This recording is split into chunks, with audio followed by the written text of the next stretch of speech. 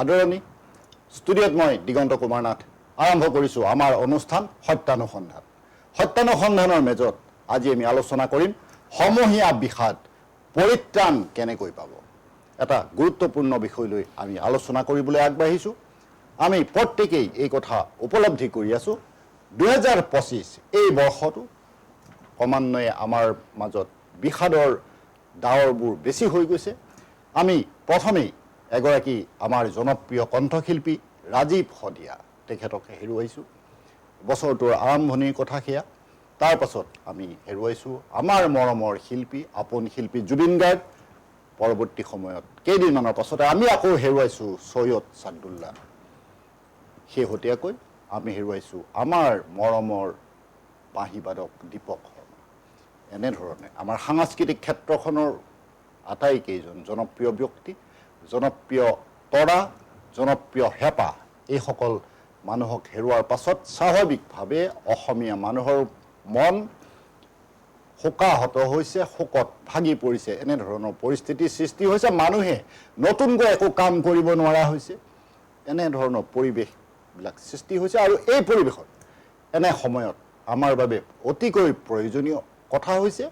আমি কি কৰা উচিত, কেনেধৰণে আমি আমাৰ পৃথিৱীখন আগবঢ়াই লৈ যোৱা উচিত। পৃথিৱীত বহু দুখজনক ঘটনা ঘটে, কিন্তু পৃথিৱীৰ গতি কেতিয়াও স্তব্ধ নহয়। পৃথিৱী নিজৰ গতিৰে আগবাঢ়ি গৈ থাকে, আমিও আগবাঢ়িব লাগিব। এনে প্ৰেক্ষাপটত আজি এই গুৰুত্বপূৰ্ণ বিষয়টো আমি আলোচনাৰ বাবে লৈছোঁ সমূহীয়া বিষাদ পৰিত্ৰাণ কেনেকৈ পাব। আমাৰ মাজত দুগৰাকী অতিথি উপস্থিত আছে। এই বিষয়ত আপোনালোকক আলোচনা আগবঢ়াবৰ বাবে মই প্ৰথমেই আদৰিছোঁ আতিফা দেশমুখ, এগৰাকী বিশিষ্ট জীৱন প্ৰশিক্ষক, যাক আমি ইংৰাজীত লাইফ কোচ হিচাপে কওঁ, ব্যৱহাৰিক কৌশল বিশেষজ্ঞ,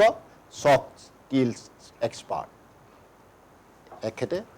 দেশমুখ্য ডাঙৰীয়ানীয়ে বহুখিনি কথা আপোনালোক ক'ব পাৰিব। এই সন্দৰ্ভত মই আদৰিছোঁ পলাশ কলিতা ডাঙৰীয়া,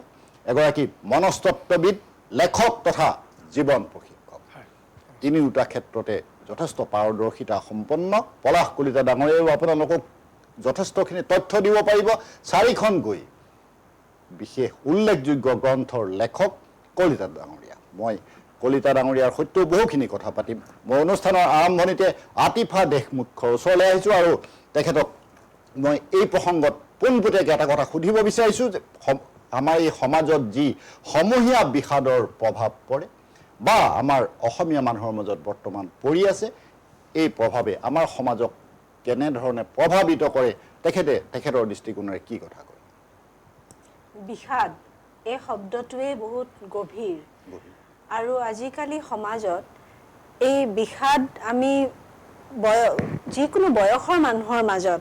যিকোনো স্তৰৰ মানুহৰ মাজত ইমানকৈ দেখিবলৈ পাইছোঁ যেন অলপমান ফূৰ্তি কৰাটো, কিবা এটা উৎসৱ পালন কৰাটো এটা দুখ হৈ পৰিছে। আমাৰ সমূহীয়াকৈ ইমান মনবিলাক আক্ৰান্ত হৈছে এই বিষাদৰ দ্বাৰা যে আমি উপায় বিচাৰি পোৱা নাই। আৰু এই সমূহীয়া বিষাদটো কেনেকৈ অতিক্ৰম কৰিব পৰা যায়, ইয়াৰ পৰা কেনেকৈ ত্ৰাণ পোৱা যায়, অতিক্ৰম কৰিবই লাগিব আৰু সেইটো আমি চৰ্চা কৰা খুব দৰকাৰী। কাৰণ কিশোৰ কিশোৰী যিসকল বহুত বেছিকৈ এফেক্টেড হৈছে এই বিষাদেৰে, এই আমি যিখিনি আমি হেৰুৱাইছোঁ, আমাৰ ডাঙৰীয়া দিগন্ত ডাঙৰীয়া কোৱা নিচিনাকৈ আমি যিখিনি এতিয়া হেৰুৱাইছোঁ, সেইখিনিলৈ কিশোৰ কিশোৰীসকল ইমানেই এফেক্টেড আছে যে আমি সিহঁতক যদি সহায় কৰিব নোৱাৰোঁ তেতিয়াহ'লে কি হ'ব তাৰ কোনো মানে সীমা নোহোৱাকৈ আমাৰ কিছুমান লছ হ'ব পাৰে। কিছুমানে এক্সট্ৰিম ষ্টেপো লৈছে, কিছুমানে আত্মহত্যাও বাছি লৈছে। গতিকে এই বিষাদটো আমি এনেকেই এৰি দিব নোৱাৰোঁ, আমি তাক নিয়ন্ত্ৰণলৈ আনিব লাগিব। আমি আমাৰ ইতিবাচক দিশত আমাৰ আৱেগবিলাকক ঢাল খুৱাব লাগিব আৰু তাৰ কাৰণে আমি বহুতো কিটিপ আজি নিশ্চয় আমি ডিছকাছ কৰিম, আমি কথা পাতিম তাৰ বিষয়ে। আৰু খালি প্ৰথমতে মই এইটোৱে ক'ব খোজোঁ যে এইটো বিষয় খুবেই গুৰুত্বপূৰ্ণ। বিষাদটো কেনেকৈ আমি সম্বোধন কৰিম, তাক কেনেকৈ আমি নিয়ন্ত্ৰণ কৰিম আৰু এইটো আমি নেগলেক্ট কৰিলে নহ'ব, তাক আমি পোনপটীয়াকৈ বাছি ল'ব লাগিব যে কি কি কিটিপেৰে এই বিষাদটোৰ পৰা আমি ত্ৰাণ পাব পাৰোঁ। যথেষ্ট গুৰুত্বপূৰ্ণ কথা ব্যক্ত কৰিছে দেশৰ মুখ্য ডাঙৰীয়ানীয়ে। তেখেতে এই কথা সঠিক উল্লেখ কৰিছে। আমাৰ মৰমৰ যিগৰাকী শিল্পী জুবিন গাৰ্গৰ মহাপ্ৰয়াণৰ পৰৱৰ্তী প্ৰেক্ষাপটত সময়ত আমি দেখা পাইছিলোঁ বহু কেইগৰাকী উঠি অহা যুৱক অকালতে হেৰাই গৈছে। এনেধৰণৰ আমি আলোচনা কৰিবলৈ দুখ পালেও আমাৰ শোক লাগিলেও এই ঘটনাবিলাক সংঘটিত হৈছে আৰু এনেধৰণৰ পৰিণতিৰ বাবে বিভিন্ন সময়ত আমাৰ সমাজখন সাজু হ'ব লগা হয়, যিটো অত্যন্ত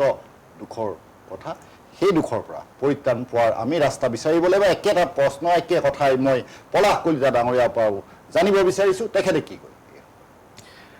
আচলতে মই এনেকৈ ভাবোঁ গোটেই কথাটো তাৰমানে কথাটো এনেকুৱা ধৰণৰ হয় যে ধৰক আমি জীৱনত যিকোনো ধৰণৰ আমি চেলেঞ্জেছ আমি পামেই, আমাৰ জীৱনলৈ সমস্যা আহিবই আৰু আমি সেই সমস্যাৰ পৰা পলাই গ'লে নহ'ব। কথাটো হৈছে কি, যেতিয়া আমাৰ জীৱনলৈকে সমস্যা আহিছে তেতিয়া আমি সেই সমস্যাখিনিৰ পৰা কি ধৰণে আমি ওলাই আহিব পাৰোঁ সেইটো আমি চিন্তা চৰ্চা আমি কৰিব লাগিব। আৰু যেতিয়া ধৰক যেনেকৈ মই কৈছোঁ যে আমাৰ জীৱনত প্ৰব্লেম থাকিব আৰু আচলতে কি হয় যে যেতিয়াই আমি এটা প্ৰব্লেম ফেচ কৰিছোঁ তেতিয়া আমাৰ মনত কিছুমান ইম'শ্যনছ আমি এক্সপিৰিয়েঞ্চ কৰিবলৈ আৰম্ভ কৰোঁ। আচলতে এটা বৰ সুন্দৰ লাইন এটা আছে, ডক্টৰ জো ডিছপেঞ্জা বুলি এজন আমেৰিকান নিউৰো চাইণ্টিষ্ট এজন আছে, তেখেতে এটা কথা কৈছে যে and result of every experience is an emotion. অৰ্থাৎ আমাৰ জীৱনৰ প্ৰত্যেকটো অভিজ্ঞতাৰ শেষত আমি এটা ইম'শ্যন, এটা ফিলিংছ আমাৰ এটা এক্সপিৰিয়েঞ্চ হয়। গতিকে যেতিয়া আমি সেই ফিলিংছটো ক্ৰিয়েট কৰিছোঁ, ধৰক কথাটো হৈছে কি যে আমি সেই ফিলিংছটোৰ পৰা কাৰণ আমি ওলাই আহিব পাৰিছোঁ নে নাই, আৰু সেইটো আমাৰ কাৰণে অতি গুৰুত্বপূৰ্ণ কথা হৈ পৰে। চ' আমাৰ জীৱনত অভিজ্ঞতা হ'বই, কিছুমান ভাল অভিজ্ঞতা হ'ব, কিছুমান বেয়া অভিজ্ঞতা হ'ব। গতিকে ধৰক আমাৰ যেতিয়া ধৰক ভাল অভিজ্ঞতা হৈছে, আমাৰ যেতিয়া গুড ফিলিং হৈছে তেতিয়া আমাৰ একো প্ৰব্লেম নাই। কিন্তু প্ৰব্লেমটো কেতিয়া হৈছে, যেতিয়া আমাৰ বেড ফিলিংছ হৈছে, আৰু জীৱনততো আমাৰ বেড ফিলিংছ থাকিবই। এতিয়া কথাটো হৈছে কি যে আমাৰ যিধৰণে আতিফা বাইদেউ কৈছে কথাটো যে যদি আমি বেড ফিলিং আমি কৰিছোঁ তেতিয়াহ'লে সেই বেড ফিলিঙৰ পৰা কি ধৰণে খুব সোনকালে আমি গুড ফিলিঙলৈকে সেইটো কনভাৰ্ট কৰিব পাৰোঁ, এইটো আমি শিকিব লাগিব। আৰু এইটো আমি আচলতে প্ৰত্যেকজন মানুহেই শিকা এই কথাটো উচিত। আৰু মই যদি এনেকৈ কওঁ কথাটো, আৰু আমাৰ জীৱনৰ একচুৱেলি যিটো সফলতা, আচলতে আমি জীৱনত মানে ধৰক কিমানখিনি সফল হ'ম বা আমি কিমান ভাল কাম কৰিব পাৰিম সেই কথাটো সম্পূৰ্ণৰূপে নিৰ্ভৰ কৰিব আমি আমাৰ ইম'শ্যনছখিনি বা ফিলিংছখিনি কিমান নিয়ন্ত্ৰণ কৰিব পাৰিছোঁ, তাৰ ওপৰতে গোটেই বস্তুটো নিৰ্ভৰ কৰিব। কাৰণ ধৰক আমাৰ চেলেঞ্জেছ পাইছোঁ, যদি আমি ধৰক যদি আৱেগৰ ঢৌৱে যদি আমাক উটুৱাই লৈ গৈছে তেনেহ'লে আমি সঠিক সিদ্ধান্ত ল'ব নোৱাৰিম। আৰু সঠিক সিদ্ধান্ত ল'বৰ কাৰণে কিন্তু আমি সদায় আৱেগ কণ্ট্ৰল কৰিব পাৰিবই লাগিব। আৰু আমি নিশ্চয় আজি এই শ্ব'টোত আমি কথা পাতিম যে কি ধৰণে আমি আমাৰ আৱেগসমূহ নিয়ন্ত্ৰণ কৰিব পাৰোঁ, সেই বিষয়ে আমি কথা পাতিম। হয়, এটা মানে আপুনি কোৱাৰ নিচিনাকৈ ধৰক এই বৰ্ষটোত আমি ধৰক কেইবাজনো উল্লেখযোগ্য ব্যক্তি, আমি নমস্য ব্যক্তি, যিকেইজন ব্যক্তি আমাৰ কাৰণে আদৰ্শ, গতিকে আমি তেনেকুৱা কেইবাজনো ব্যক্তিক হেৰুৱালোঁ আৰু তাৰ প্ৰভাৱটো সমাজত পৰিছে, খুব বাৰুকৈয়ে পৰিছে। আৰু মই নিজেও সেইটো প্ৰত্যক্ষভাৱে এজন চাইক'লজিষ্ট হিচাপে মই দেখিছোঁ। কাৰণ জুবিন দা ঢুকোৱাৰ পিছতো কেইবাজনো ব্যক্তি মোৰ ওচৰলৈকে আহিছে বা মই ফোনতো কথা পাতিছোঁ কেইবাজনো ব্যক্তিৰ লগত, যাৰ আচলতে তেওঁলোকৰ এই জুবিন দা ঢুকোৱাৰ পিছতে তেওঁলোক মানে ধৰক আৱেগিকভাৱে বহুখিনি ভাঙি পৰিছে। তেওঁলোকে সেইটো নিয়ন্ত্ৰণ কৰিব পৰা নাই, মানসিকভাৱে যথেষ্টখিনি তেওঁলোকে ভাঙি পৰিছে, তেওঁলোকে সেইখিনি নিয়ন্ত্ৰণ কৰিব পৰা নাই। আৰু সেইটো মই আচলতে আজি আপোনাক মানে ধৰক মই ধন্যবাদ জনাওঁ আপোনাক যে আপুনি এনেকুৱা এটা টপিক আজি ডিছকাশ্যনৰ কাৰণে বাছি লৈছে, যিটো টপিক আচলতে বৰ্তমান সময়ত অতিকে গুৰুত্বপূৰ্ণ। আমাৰ কলিতা ডাঙৰীয়াই যথেষ্ট গুৰুত্বপূৰ্ণভাৱে এইখিনি কথা আপোনালোকৰ সন্মুখত উত্থাপন কৰিছে। তেখেতে এটা সঠিক কথা কৈছে, আমাৰ জীৱনত চেলেঞ্জ থাকিবই, প্ৰত্যাহ্বান থাকিবই। প্ৰত্যাহ্বান মোকাবিলা কৰিব নোৱাৰিলে আমাৰ জীৱন অৰ্থহীন হৈ পৰিব। আৰু এই প্ৰত্যাহ্বান মোকাবিলা কৰিবৰ বাবে সকলো কৌশল, সকলো কিটিপ আমি শিকিব লাগিব। তেতিয়াহে আমি আমাৰ জীৱন সৰ্বাংগ সুন্দৰ কৰিব পাৰিম। এটা গুৰুত্বপূৰ্ণ বিষয়ত আমি আলোচনা কৰি আছোঁ। মই আহিছোঁ আতিফা দেশমুখৰ ওচৰলৈ, আৰু দেশৰ মুখ্য ডাঙৰীয়ানীক মই সুধিব লগা বহুকেইটা কথা আছে, মই সেইকেইটা কথাও সুধিম। গুৱাহাটী বিশ্ববিদ্যালয়ৰ ইংৰাজী বিভাগৰ স্নাতকোত্তৰ ডিগ্ৰীধাৰী আমাৰ দেশমুখ্য ডাঙৰীয়ানীয়ে আমাৰ গুৱাহাটীৰে বি বৰুৱা মহাবিদ্যালয়ৰ ইংৰাজী বিভাগৰ অধ্যাপক হিচাপে কেইবা বছৰো তেখেতে চাকৰি কৰিছিলে মোৰ সম্ভৱতঃ 1999 চনৰ পৰা তেখেতে চাকৰি জীৱন আৰম্ভ কৰিছিলে পৰৱৰ্তী সময়ত আমেৰিকাৰ পৰা তেখেতে প্ৰশিক্ষণ গ্ৰহণ কৰি এগৰাকী লাইফ কোচ হিচাপে আমাৰ সমাজৰ সৰ্বত্ৰে জনাজাত হৈ পৰিল আৰু তেখেতৰ তত্ত্বাৱধানত বহুখিনি কাম আমাৰ সমাজৰ বাবে হৈ আছে সেই বিষয়ে আমি কথা পাতিম মই এতিয়া তেখেতক এই কথা সুধিব বিচাৰিছোঁ যে আমি যি দুখৰ কথা পাতিব বিচাৰিছোঁ বিষাদৰ কথা পাতিব বিচাৰিছোঁ বেজাৰৰ কথা পাতিব বিচাৰিছোঁ এই বেজাৰ সহিব পৰা গুণ মানুহৰ কিদৰে আহে বা আমাৰ অসমীয়াৰ আপুনি জানে অসমীয়া মানুহৰ কথা অকণমান বেলেগ ধৰণে আমি বিবেচনা কৰিব লগা হয় অসমীয়া মানুহৰ এই বেজাৰ সহ্য কৰিব পৰা গুণ আছে নে নাই বা আমি বৃদ্ধি কৰিবৰ কাৰণে কি কৰিব লাগে কাৰণ আমি এই কথা ক'বলৈ যাওঁতে মনত পৰে সৰুতে মাৰ কথা মনত পৰে কিবা এটা কথা লাগিলেই মাই চকু পানী উলিয়াই কান্দে সেই কথাবিলাকলৈও আমাৰ মনত পৰে আৰু সেই দৃষ্টিকোণৰ পৰা আপোনাক মই পোনপটীয়াকৈ এই প্ৰশ্ন কৰিছোঁ অসমীয়া মানুহ আৱেগিক এইটো চবেই জানে তাৰ বাহিৰেও আৰু কিছুমান কথা জানে অসমীয়া মানুহৰ বিষয়ে যিটো ইমান প্লেজেণ্ট নহয় যে অসমীয়া মানুহে কাম কৰিবলৈ বেছি ভাল নাপায় অলপ এলাহ বেছি কৰে নেকি কিন্তু হয় অন্য অৰ্থত ক'ব গ'লে এনেকুৱা কথা শুনা যায় যিহেতু মই অসমৰ বাহিৰত অলপ কাৰ্যক্ৰমে মানে কাৰ্যৰ ক্ষেত্ৰত বাহিৰত কাম কৰিছোঁ গতিকে অসমীয়া মানুহৰ বিষয়ে এইখিনি কথাও শুনো যে খুব সহজ সৰল আৱেগিক লগতে কামৰ প্ৰতি অলপ এলাহ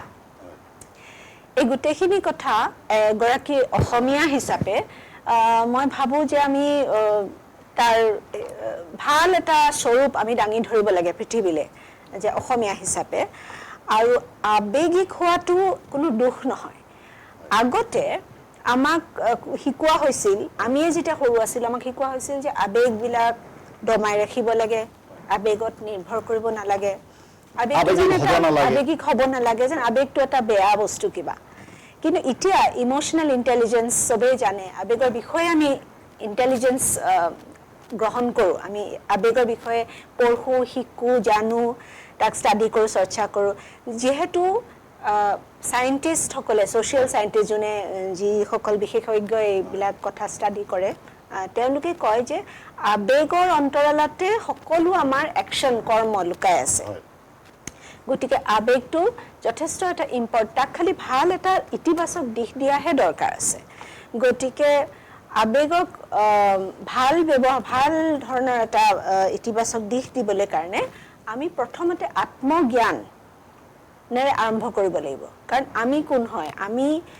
আমাৰ অস্তিত্বৰ মাজত আৱেগৰ এটা বহুত ডাঙৰ ইম্পৰ্টেঞ্চ আছে গতিকে আত্মজ্ঞান আমি নিজৰ পৰা পলাই ফুৰাটো খুব ভুল কথা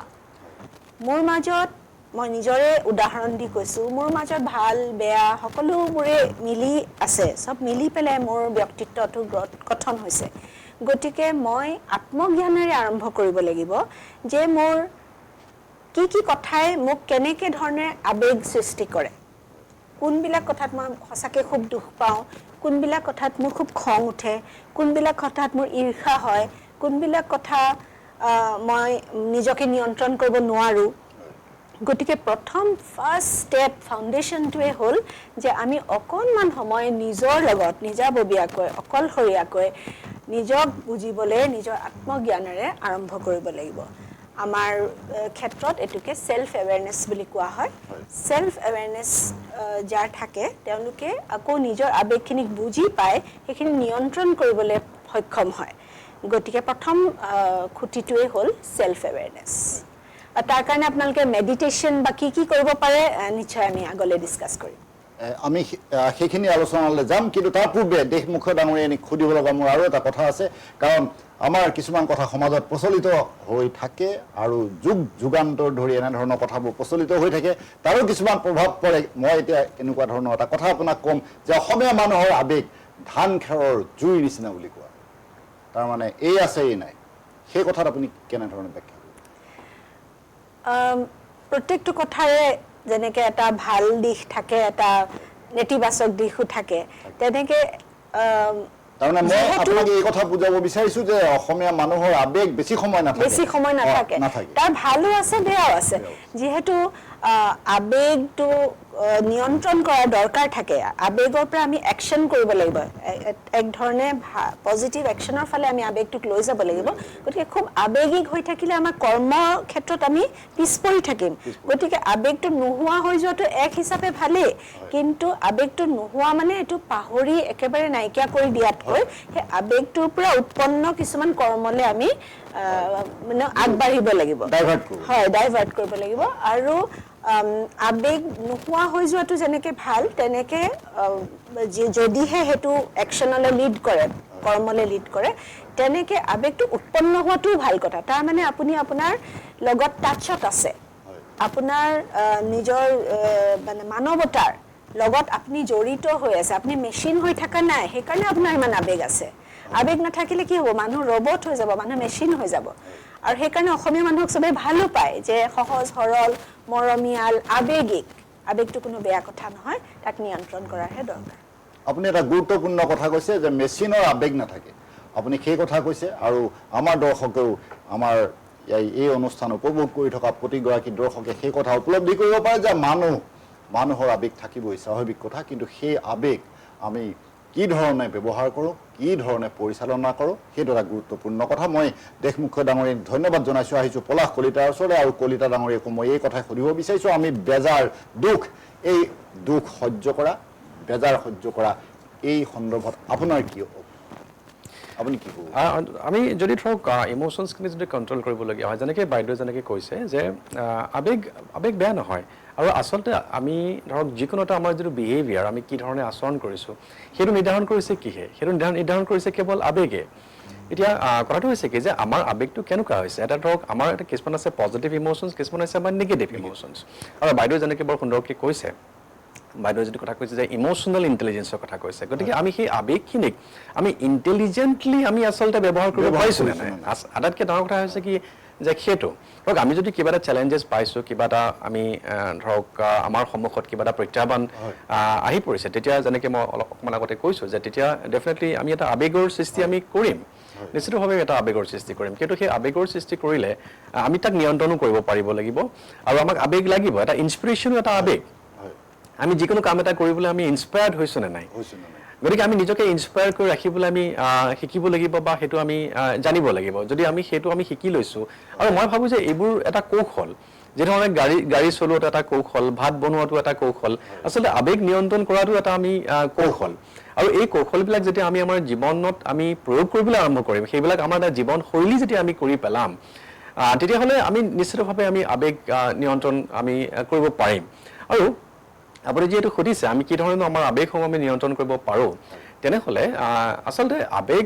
নিয়ন্ত্ৰণ কৰিবলৈ হ'লে মই সদায় এটা কথা কওঁ যে প্ৰথমতে আমাক জীৱনৰ আমি দুটা ফাণ্ডামেণ্টেল বস্তু একেবাৰে প্ৰাথমিক কথা আমি মানি চলিব লাগিব আৰু যদি আমি এই দুটা প্ৰাথমিক কথা যদি জীৱনত আমি মানি চলা নাই তেতিয়াহ'লে আমাৰ আচলতে জীৱনটোত আমি হয়তো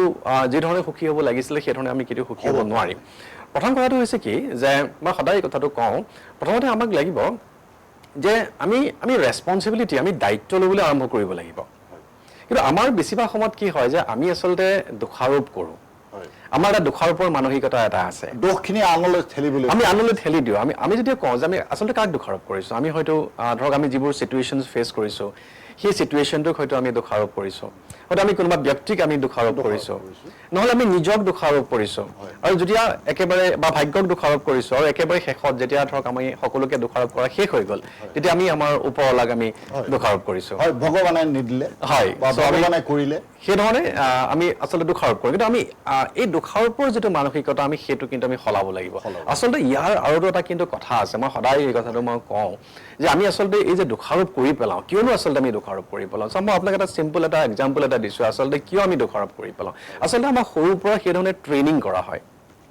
আপুনি যদি চাই যে যেতিয়া সৰু বাচ্চা এটা যেতিয়া ধৰক আপোনাৰ মানে খোজকাঢ়িব পৰা হয় ধৰক খোজকাঢ়ি আহি পেলাই চকী এখনত লাগি পেলাই ধৰি লওক পৰি গ'ল তেতিয়া ওচৰে পাজৰে যিখিনি মানুহ থাকে তেওঁলোকেনো কি কৰে বাৰু আপুনি যদি মন কৰিছে নিশ্চয় দেখিব যে তেওঁলোকে চকীখনত তেনেকৈ মাৰি দিয়ে আচলতে যেতিয়াই সেই চকীখনত তেনেকৈ মাৰি দিলে তেতিয়াই আচলতে আমি কি শিকালোঁ সেই শিশুটোক আমি কি শিকালোঁ আমি ব্লেম কৰিবলৈ শিকালোঁ দোষাৰোপ কৰিবলৈ শিকালোঁ কিন্তু এই বস্তুটো আমি নিশিকালোঁ যে চকীখন নিজৰ ঠাইত থাকিবই হয় যে সেই চকীখন নেওচি আমি কি ধৰণে আগবাঢ়ি যাব লাগে সেই বস্তুটো আমি আচলতে কেতিয়াও আমি ল'ৰা ছোৱালীক আমি নিশিকাওঁ আৰু এই যে আমি ব্লেম কৰিবলৈ শিকালোঁ তাৰমানে সেই ব্লেমিংটো গোটেই জীৱনভৰ আমাৰ গোটেই জীৱনত মানে থাকি গ'ল আৰু আচলতে মানুহে যদি মই মোৰ নিজৰ যিখিনি অভিজ্ঞতা ধৰক এজ এ চাইকলজিষ্ট হিচাপে মোৰ যিখিনি অভিজ্ঞতা গতিকে এটা অন্যতম কাৰণ হ'ল যাৰ কাৰণে মানুহে ধৰক কষ্ট পায় জীৱনত সেইটো হ'ল মানুহে ৰেছপনচিবিলিটি নলয় ৰেছপনচিবিলিটি কিহৰ ৰেছপনচিবিলিটি মানুহৰ যিবোৰ চিন্তা আবেগ এইবিলাকৰ ৰেছপনচিবিলিটি আমি ল'ব লাগিব কাৰণ আমাৰ নিজৰ চিন্তাবিলাক আমাৰ নিজৰ সৃষ্টি আবেগবিলাক আমাৰ নিজৰ সৃষ্টি এইবোৰ চিটুৱেশ্যনৰ কাৰণে হোৱা নাই যদি সেই আবেগটো চিটুৱেশ্যনৰ কাৰণে হ'লহেঁতেন তেনেহ'লে এটা চিটুৱেশ্যনত মানে ধৰক যদি 10জন মানুহ আছে তেতিয়াহ'লে 10জন মানুহে একেধৰণে ৰিয়েক্ট কৰিব লাগিছিলে কিন্তু 10জন মানুহে একেধৰণে ৰিয়েক্ট নকৰে তাৰ ভিতৰত কেইজনমান থাকিব যিয়ে ৰেছপণ্ড কৰিব আৰু দৰ্শকসকলে নিশ্চয় ৰেছপণ্ড আৰু ৰিয়েকশ্যনৰ ডিফাৰেঞ্চটো বুজি পায় গতিকে আমি সেইকাৰণে মই কৈছোঁ যে চিটুৱেশ্যনটো ৰেছপনচিবল নহয় আমি আৰু সেই ৰেছপনচিবিলিটি সেই দায়িত্বটো আমি ল'ব লাগিব তাৰমানে আমাৰ চিন্তাবিলাকৰ দায়িত্ব আমি ল'ব লাগিব আমাৰ আবেগবিলাকৰ আমি দায়িত্ব ল'ব লাগিব গতিকে আমি ফাৰ্ষ্ট ৰেছপনচিবিলিটি ল'ব লাগিব ব্লেমিংটো বন্ধ কৰিব লাগিব যদি আমি আবেগ যদি নিয়ন্ত্ৰণ কৰিবলগীয়া হয় 1 নম্বৰ কথা হ'ল সেইটো আৰু 2 নম্বৰ কথাটো হ'ল একচেপ্টেঞ্চ আমি যেতিয়া জীৱনত প্ৰত্যাহ্বানৰ যেতিয়া মুখামুখি হৈছোঁ সেইটোক আমি একচেপ্ট কৰি ল'ব পাৰিব লাগিব একচেপ্টেঞ্চ আকৌ 2 ধৰণৰ আছে একচেপ্টেঞ্চ হ'ল এটা পেছিভ একচেপ্টেঞ্চ আৰু এটা হ'ল এক্টিভ একচেপ্টেঞ্চ পেছিভ একচেপ্টেঞ্চটো কোনটো মানে ধৰক হৈছে আৰু যিটো হৈছে আমি হৈ থাকিবলৈ দিছোঁ আমি মানে একো তাৰ একশ্যন লোৱা নাই কিন্তু যিটো মানে এক্টিভ একচেপ্টেঞ্চটো হৈছে যে আমি সমস্যা এটা আমি সতে মুখামুখি হৈছোঁ ঠিক আছে আমি একচেপ্ট কৰি লৈছোঁ এইটো মোৰ লাইফত প্ৰব্লেম মই ফেচ কৰিছোঁ ইভেন আমি যদি ধৰক যদি আমাৰ যদি এংজাইটিও হৈছে যদি আমাৰ ষ্ট্ৰেছো হৈছে আমি ফাৰ্ষ্ট এইটো একচেপ্ট কৰি ল'ব পাৰিব লাগিব বহুতে আকৌ এইটো একচেপ্ট কৰিয়ে ল'ব নোৱাৰে যে মানুহৰ যে এনেকুৱা ধৰণৰ কিবা এটা ইম'চনেল প্ৰব্লেমছ হৈ আছে কিবা এটা চাইকলজিকেল প্ৰব্লেম এটা হৈ আছে বহু সময়ত মানুহে এইটো একচেপ্ট কৰি নলয় আমাৰ এটা মানে এটা আমি কি কৰোঁ যে ধৰক আমি ডিনাই কৰি থাকোঁ এইটোক আমি মানে ধৰক আমি অগ্ৰাহ্য কৰি থাকোঁ গতিকে আৰু আমাৰ এটা চাইকলজিটোক কয় মানে ডিফেন্স মেকানিজিম বুলি কয় গতিকে ধৰক আমি অকণমান মানে সেইটোক মানি ল'বলৈ নিবিচাৰোঁ কিন্তু আমি যেতিয়া একচেপ্ট কৰি লৈছোঁ তেতিয়া আচলতে আমি শক্তিশালী হৈ পৰোঁ আৰু এই ধৰক আমি একচেপ্ট কৰিব লাগিব আৰু একচেপ্ট কৰি পেলাই আমি তাৰ পৰা মানে হোৱাট নেক্সট কি কৰিম আমি ইয়াৰ পিছত আমি কি কৰিম কি একশ্যন ল'ম আৰু আমি তেনেকুৱা ধৰণৰ কিছুমান একশ্যন ল'ব লাগিব যিবিলাক একশ্যনৰ যোগেদি আমি সেই সমস্যাটোৰ সমাধান কৰিব পাৰোঁ গতিকে এই এটা ফাণ্ডামেণ্টেল কথা মই ভাবোঁ যে ধৰক আমি যদি আবেগ যদি নিয়ন্ত্ৰণ কৰিবলগীয়া হয় এই দুটা ফাণ্ডামেণ্টেল আমাক লাগিব লগতে বাইদেউ যিটো কথা কৈছে যে এৱাৰনেছ ছেল্ফ এৱাৰনেছ ডেফিনেটলি আমাক ছেল্ফ এৱাৰনেছ আমাক লাগিবই কলিতা ডাঙৰীয়াক ধন্যবাদ জনাইছোঁ অকণমান সময়ৰ ভিতৰতে তেখেতে বিস্তৃতভাৱে এই প্ৰসংগত আপোনালোকক বিশ্লেষণ আগবঢ়াইছে মানসিক যন্ত্ৰণাৰ পৰা মুক্তি আত্ম আৰোগ্য এনেধৰণৰ মই পূৰ্বতেই কৈছোঁ 4খন বিশেষ গ্ৰন্থৰ লেখক পলাশ কলিতা ডাঙৰীয়াৰ পৰা জানিব লগা আমাৰ বহুখিনি কথা আছে আমি পৰৱৰ্তী সময়ত সেইখিনি কথা পুনৰ পাতিম এতিয়া আহিছোঁ আমাৰ আতিফা দেশমুখৰ ওচৰলৈ আৰু তেখেতক আমি যিহেতু দুখৰ কথা বিষাদৰ কথা আমি আমাৰ যি ৰাজহুৱা দুখ বিষাদ এই সন্দৰ্ভত আলোচনা কৰিছোঁ গতিকে আমি এই গোটেই বিষয়টোৰ লগত আমাৰ মৰমৰ শিল্পী জুবিন গাৰ্গৰ প্ৰসংগ আলোচনা নকৰিলে ভুল কথা হ'ব জুবিন গাৰ্গৰ জীৱন কিমান পৰিমাণে সফল বা কি কাৰণে আমাৰ এই জনতাৰ মাজত আমাৰ অসমৰ মানুহৰ মাজত এই ধৰণৰ বিষাদৰ কলীয়া ডাৱৰ বিয়পি পৰিল সেই সন্দৰ্ভত আপুনি কি কয় জুবিন গাৰ্গ জীৱিত অৱস্থাত যিজন মানুহ আছিল আৰু মৰণোত্তৰ অৱস্থাত তেওঁ যি হৈ পৰিছে তাৰ মাজত নিশ্চয় আপোনালোকে মোৰ লগত সন্মত হ'ব যে একদম আকাশ পাতালৰ এটা পাৰ্থক্য এতিয়া এনেকুৱা ধৰণৰ আখ্যাবিলাক যেনেকৈ ঈশ্বৰ পুত্ৰ যেনেকৈ দেৱদূত তেওঁক আমি আৰু হিয়াৰ আমঠু মোৰ চবতছে ভাল লাগিছে হিয়াৰ আমঠু এই নামবিলাক দি তেওঁক আমি অভিহিত কৰিছোঁ তেওঁক আমি ইমান সন্মান যাচিছোঁ ইমান মৰম যাচিছোঁ আৰু এইটো মানে চলন্ত ভাষাত ক'বলৈ গ'লে চুপাৰউষ্টম তেওঁ যেন আছিল তেওঁ যেন মানৱ শৰীৰত মানৱ ৰূপত এজন অৱতাৰ আছিল আৰু তেওঁৰ সঁচা তেওঁৰ যিটো ৰূপ সেইটো আমি পিছতহে যেতিয়া তেওঁ দেহাটো বৰ্জন কৰি যেতিয়া তেওঁ ঐশ্বৰিক বা ৰূপ এটা ধাৰণ কৰিলে যেতিয়া তেওঁ আত্মা ৰূপলৈ গ'লগৈ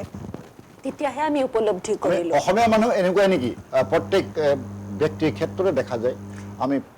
তেখেতৰ মৰণোত্তৰ অৱস্থাতহে আচল কথাবিলাক কওঁ। এইটো আমাৰ সুধাকণ্ঠ ডক্টৰ ভূপেন হাজৰিকাৰ ক্ষেত্ৰত খুব দুখ লাগে আৰু যে আমি তেওঁক বুজিয়ে নাপালোঁ, আমি তেওঁক চিনিয়ে নাপালোঁ, আমি তেওঁক যিমানখিনি সন্মান দিব লাগিছিল তেওঁ জীয়াই থকা অৱস্থাত সিমানখিনি দিব নোৱাৰিলোঁ। এতিয়া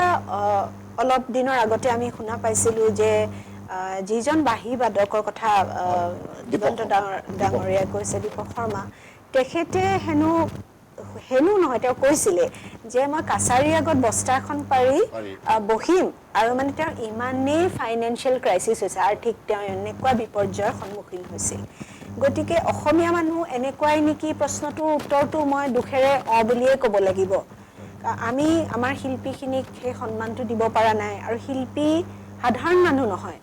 তেওঁলোকে জনতাক জাগ্ৰত কৰিব পাৰে, তেওঁলোকে আমাক ইমান মটিভেট কৰিব পাৰে যিটো ধৰণে অন্য কোনেও হয়তো নোৱাৰে। গতিকে জুবিন গাৰ্গৰ অনুপস্থিতিত আমি তেওঁৰ মহত্বটো অনুভৱ কৰিছোঁ আৰু তেতিয়াহ'লে এই আৱেগটো হ'বই, সেইটো কোনেও নুই কৰিব নোৱাৰে। আৰু এতিয়া যেতিয়া চবেই একেজন মানুহকে মানুহৰ মানে নাথাকাটোৱে দুখ কৰি আছে, সেইটো সমূহীয়াকৈ গ্ৰীফটো যিটো বিষাদ সেইটো বাঢ়ি বাঢ়ি আৰু এটা সাংঘাতিক ৰূপ এটা ধাৰণ কৰিছে। যেতিয়া আজি মই অলপ আগতে কোৱা নিচিনাকে একো এটা কৰিবলৈ মন নাযায়, মানুহৰ হয়তো ভালকে কাপোৰ কানি পিন্ধিবলৈও মন নাযায়। আপোনালোকক এটা পাৰ্চনেল কথা মই কৈছোঁ, আজি ষ্টুডিঅ'ত আহিবলৈ কাৰণে অকণমান তৈয়াৰ হ'ব লাগে, কিন্তু মই তেখেতক কৈছোঁ, যোনে অলপ ৰেডি কৰি দিছে, যে অলপ চবৰ প্লিজ, ৰং চং জাক জমক এইখিনি যেন ভাল নলগা হৈছে। গতিকে এইটো চবৰে মাজত হৈছে আৰু আমি তেওঁক বুজি নাপালোঁ, এইটো সঁচা, কিন্তু এতিয়া যে বুজি পাইছোঁ এইটোও বহুত ডাঙৰ কথা। আৰু আল্টিমেটলি আমি চবেই শৰীৰটো এটা আমাৰ অংশহে, আমি সকলোৱে এটা এটা আত্মা। গতিকে জুবিন গাৰ্গৰ আত্মা জীৱিত আছে আৰু তেওঁ নিশ্চয় দেখিছে যে তেওঁক আমি কিমান ভাল পাওঁ, কিমান আদৰ কৰোঁ, আৰু সেইটো আমি আৰু কৰ্মত ট্ৰান্সলেট কৰিব লাগিব। We must translate it into action. আমাৰ কৰ্মৰে তেওঁ আদৰ্শবিলাক জীয়াই ৰাখিব লাগিব। আৰু এতিয়া কৰিলেও বেটাৰ লেট দেন নেভাৰ বুলি ইংৰাজীত কয়, যে দেৰি হ'ল, পলম হ'ল, কিন্তু এতিয়াও বহুত সময় আছে। তেওঁৰ আদৰ্শখিনি যদি আমি জীয়াই ৰাখিব পাৰোঁ, সেইমতে যদি আমি আগবাঢ়োঁ, সেইমতে যদি আমি কাম কৰোঁ, তেওঁ সোণৰ অসমখন যদি আমি গঢ়িবলৈ চেষ্টা কৰোঁ, ভূপেন হাজৰিকাদেৱে কোৱাৰ নিচিনাকৈ নতুন অসমখন যদি আমি গঢ়োঁ, তেতিয়াহ'লে আমি এতিয়াও ইমান নিগেটিভত নাই, আমি এতিয়াও বহুতখিনি পজিটিভ কাম কৰিব পাৰিম। হয়, মই ধন্যবাদ জনাইছোঁ দেশম মুখ্য ডাঙৰীয়ানীক। ইংৰাজী অধ্যাপিকা আছিলে, গতিকে দুই এটা শব্দ ইংৰাজীটো কয়, আপোনালোকে মান্য কৰিব। মই আহিছোঁ পলাশ কলিতা ডাঙৰীয়াৰ ওচৰলৈ। আমি যিহেতু জুবিন গাৰ্গ ডাঙৰীয়াৰ কথা ক'লোঁ, আমাৰ মৰমৰ শিল্পীগৰাকীৰ কথা আমি আলোচনা কৰিছোঁ। এইখিনিতেই মই আপোনাৰ পৰা সুধিব লগা এনেধৰণৰ এটা প্ৰশ্ন আছে যে জুবিন গাৰ্গৰ জীৱনৰ পৰা আমাৰ অসমীয়া মানুহে, আমাৰ উত্তৰণৰ প্ৰজন্মই শিকিব লগা, শিকিব পৰা কি কথা আছে আপোনাৰ দৃষ্টিত? আচলতে বহু কথাই আছে জুবিন গাৰ্গৰ পৰা শিকিব পৰা। মই এটা কথা কওঁ পোনপ্ৰথমতে, জুবিন গাৰ্গৰ জীৱনৰ পৰা আমি কি শিকিব পাৰোঁ। মই ভাবোঁ যে আচলতে জুবিন গাৰ্গে পেটাৰ্ণ ব্ৰেক কৰিছিলে। আচলতে হয়, পেটাৰ্ণ ব্ৰেক। তেওঁ সদায় পেটাৰ্ণ ব্ৰেক কৰিছিলে। তেওঁ মানে আচলতে চাওক, ইভেন আমাৰ যিবিলাক মানসিক, আমাৰ যিবিলাক মানে ধৰক অশান্তি হয়, বা যিবিলাক আমি মানসিকভাৱে যিবিলাক ভোগোঁ, সেইবিলাকো আমি আচলতে কিছুমান সেই আমাৰ পেটাৰ্ণ হৈ যায়। পেটাৰ্ণ মানে কি, ধৰক যিকোনো এটা চিন্তা বা যিকোনো এটা কাম, যিকোনো এটা ব্যৱহাৰ আমি যেতিয়া একেধৰণে বাৰ বাৰ কৰি থাকোঁ, সেইটো আমাৰ পেটাৰ্ণ হয়।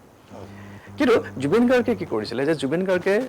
সকলো ক্ষেত্ৰতে তেওঁৰ মানে ধৰক ব্যক্তিগত জীৱনত হওক বা তেওঁৰ বৃত্তিগত জীৱনত হওক, তেওঁ পেটাৰ্ণ ব্ৰেক কৰিছিলে। আৰু তেওঁ সেইকাৰণে তেওঁৰ চিন্তাধাৰাবিলাক অলপ বেলেগ ধৰণৰ আছিলে। হয়তো আমাৰ সাধাৰণ মানুহৰ অলপ বেলেগ ধৰণৰ আছিলে, অলপ অসাধাৰণ আছিলে, যিটো হয়তো আমি হয়তো সেইটো তেওঁৰ যিখিনি ধৰক তেওঁৰ যিখিনি প্ৰতিভা বা তেওঁৰ যিখিনি কৰ্মৰাজি, হয়তো আমি সেইটো পৰ্যায়লৈকে কেতিয়াও ভাবিবই নোৱাৰোঁ। কিন্তু তেওঁ সেইবোৰ কথা তেওঁ ভাবিব পাৰিছিলে। সেইকাৰণে তেওঁ যিহেতু পেটাৰ্ণ ব্ৰেকাৰ, গতিকে সেইকাৰণে তেওঁৰ আচলতে তেওঁৰ যিটো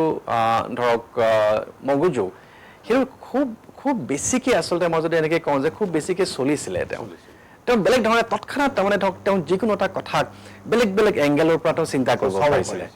বেলেগ এংগেলৰ পৰা তেওঁ চিন্তা কৰিব পাৰিছিলে সকলোৰে সমৰ্থন নাথাকে সেই সমৰ্থনখিনি কিন্তু সকলোৰে আমাৰ নাথাকে গতিকে মই ভাবোঁ যে এই যিটো পেটাৰ্ণ ব্ৰেকিং আমি তেওঁৰ পৰা সেই কথাটো আমি ডেফিনেটলি শিকিব পাৰোঁ আৰু আমি জীৱনত পেটাৰ্ণ ব্ৰেক কৰিব লাগিব আমি একেধৰণে চলি থাকিলে নহ'ব বহু সময়ত আমাৰ চিন্তাধাৰাটো মানে আমি একঘেয়ামী বুলি যিটো কওঁ যে আমি একেধৰণে আমি চিন্তা কৰি গৈ থাকোঁ আপুনি চাব যে মই জাষ্ট এটা এক্সাম্পল হিচাপে যদি মই কওঁ আমি ধৰক আমি যেতিয়া ৰাতিপুৱা শুই উঠি পেলাই আমি যেতিয়া ব্ৰাছ কৰোঁ ব্ৰাছ কৰিলে আপুনি চাব যে আমি বেছিভাগ সময়ত আমি এখন হাতেৰে ব্ৰাছ কৰি থাকোঁ সদায় নহয়নে যদি আমি চোলাটো পিন্ধিছোঁ তেতিয়া কি কৰিছোঁ আমি এখন হাতে প্ৰথমতে আমি সোমাই দিছোঁ লং পেণ্টটো পিন্ধিলেও ঠিক এখনৰে এখন ভৰি আমি সোমাই দিওঁ চেণ্ডেলযোৰ পিন্ধিলেও আমি এখন ভৰি ডেইলি আমি ব্যৱহাৰ কৰোঁ গতিকে সেইটো আমাৰ এটা পেটাৰ্ণ হৈ পৰে আৰু যেতিয়া এইটো আমাৰ যদি এটা পেটাৰ্ণ হৈ পৰে তাৰমানে সেইটো আমাৰ চিন্তাধাৰাটো এইবোৰ কথা মানে ৰিফ্লেক্ট হয় গতিকে তেতিয়া আমি বেলেগ এংগেলৰ পৰা তৎক্ষণাত কথাটো চিন্তা কৰিব নোৱাৰোঁ কিন্তু মই জুবিন গাৰ্গৰ ক্ষেত্ৰত মানে এই সকলো ক্ষেত্ৰতে এটা ব্যতিক্ৰম মই তেওঁৰ ক্ষেত্ৰত মই দেখা পাইছিলোঁ আৰু মই ভাবোঁ যে সেইটো জুবিন গাৰ্গৰ জীৱনৰ পৰা আমি শিকিব পাৰোঁ আৰু আচলতে বহু কথাই আছে জুবিন গাৰ্গৰ জীৱনৰ পৰা শিকিবৰ কাৰণে আচলতে জুবিন গাৰ্গে এটা কথা আমাক শিকাই থৈ গ'ল যে আমি মানুহ হিচাপে মানুহক ভাল পাব লাগে তাত কোনো ধৰণৰ ক্লাছিফিকেশ্যন নাই আৰু জুবিন গাৰ্গে আচলতে ভূপেন হাজৰিকাদেৱে যিধৰণে গাইছিলে যে মানুহে মানুহৰ বাবে তেওঁ সেইখিনি নিজৰ জীৱনত সেইখিনি পালন কৰিব পাৰিছিলে তেওঁ সেইধৰণে তেওঁ জীৱনটো জীয়াব পাৰিছিলে আৰু যদি আমি জুবিন গাৰ্গৰ সেই আদৰ্শখিনি যদি আমি ল'ব পাৰোঁ তেতিয়াহ'লে বৰ্তমান সময়ৰ যিখন আমাৰ সমাজ এই সমাজখন কিন্তু সমূলি পৰিৱৰ্তন হৈ যাব আচলতে মই ভাবোঁ যে এতিয়া বেছি যিটো কথাৰ ওপৰত ফ'কাছ কৰিব লাগে সেই কথাটো হ'ল যে জুবিন গাৰ্গৰ যিখিনি আদৰ্শ সেই আদৰ্শখিনি অকল নৱপ্ৰজন্মই নহয় প্ৰত্যেকগৰাকী ব্যক্তিয়ে যাতে এই আদৰ্শখিনি আমি পালন কৰি পেলাই চলিব পাৰোঁ তাৰ ওপৰত ফ'কাছটো আনিব লাগে আমাক ন্যায় লাগিব ডেফিনেটলি ন্যায় লাগিব তাত কোনো দ্বিমত নাই ন্যায় পাবই লাগিব আমি জাষ্টিচ আমি পাবই লাগিব কিন্তু তাৰ লগতে আপোনালোক ধৰক মিডিয়া হাউচবিলাকে সেয়া প্ৰিণ্ট মিডিয়াই হওক বা ইলেক্ট্ৰনিক মিডিয়াই হওক মই ভাবোঁ যে এতিয়া এই জুবিন গাৰ্গৰ যিখিনি আদৰ্শ সেই আদৰ্শখিনি মানুহৰ মাজলৈকে লৈ যোৱাৰ ক্ষেত্ৰত আৰু যথেষ্টখিনি যিহেতু ভূমিকা পালন কৰিব পাৰে আৰু এই ক্ষেত্ৰতো মনোনিৱেশ কৰাটো বৰ দৰকাৰ আৰু মই ভাবোঁ যে যদি মানে ধৰক আপোনালোকে সেইখিনি কৰিব পাৰিছে কাৰণ আপোনালোকে মাছ পিপলৰ লগত কমিউনিকেট কৰে আৰু তেতিয়াহ'লে আমাৰ সমাজখন আমাৰ অসমখন বা দেশখন ডেফিনেটলি সলনি হ'বলৈ বেছি দিন আমাক নালাগিব হয় কলিতা ডাঙৰীয়াক ধন্যবাদ জনাইছোঁ তেখেতে যথেষ্ট গুৰুত্ব সহকাৰে আপোনালোকৰ সন্মুখত এইখিনি কথা কৈছে আমাৰ জুবিন গাৰ্গ ডাঙৰীয়া আমাৰ মৰমৰ শিল্পীগৰাকী মানুহৰ মাজত থাকি ভাল পাইছিলে মানুহৰ মৰমৰ মাজত তেখেত থাকি ভাল পাইছিলে এটা গুৰুত্বপূৰ্ণ কথা তেখেতে ইয়াত পুনৰ উল্লেখ কৰিছে কিন্তু মই আমাৰ দেশৰ মুখ্য ডাঙৰীয়ানীক এই কথা সুধিব লাগিব এই কথা সোধাৰ প্ৰয়োজন হৈছে যে বন্ধুক বিশ্বাস কৰা উচিত নে বন্ধুক বিশ্বাস কৰা অনুচিত এই সন্দৰ্ভত মই তেখেতৰ লগত কথা পাতিম যিটো জুবিন গাৰ্গৰ জীৱনৰ আধাৰত আমি এই প্ৰশ্নটো সুধিম কিন্তু তাৰ পূৰ্বে আমি কিছু সময়ৰ বাবে লৈছোঁ বাণিজ্যিক বিৰতি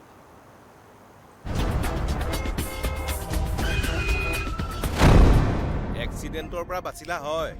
কিন্তু এই ধোঁৱা ধূলি সোপাৰ পৰা কেনেকে বাচিবা হে এইবোৰে কলিজা হাওঁফাওঁ চব খাব বুজিছা হাৰ্ট এটেক হৈ মৰিব লাগিব মোৰ চকুকেইটাও পুৰিছে বুজিছেনে মুঠৰ ওপৰত মৰণ ফান উশাহৰ বায়ুকণো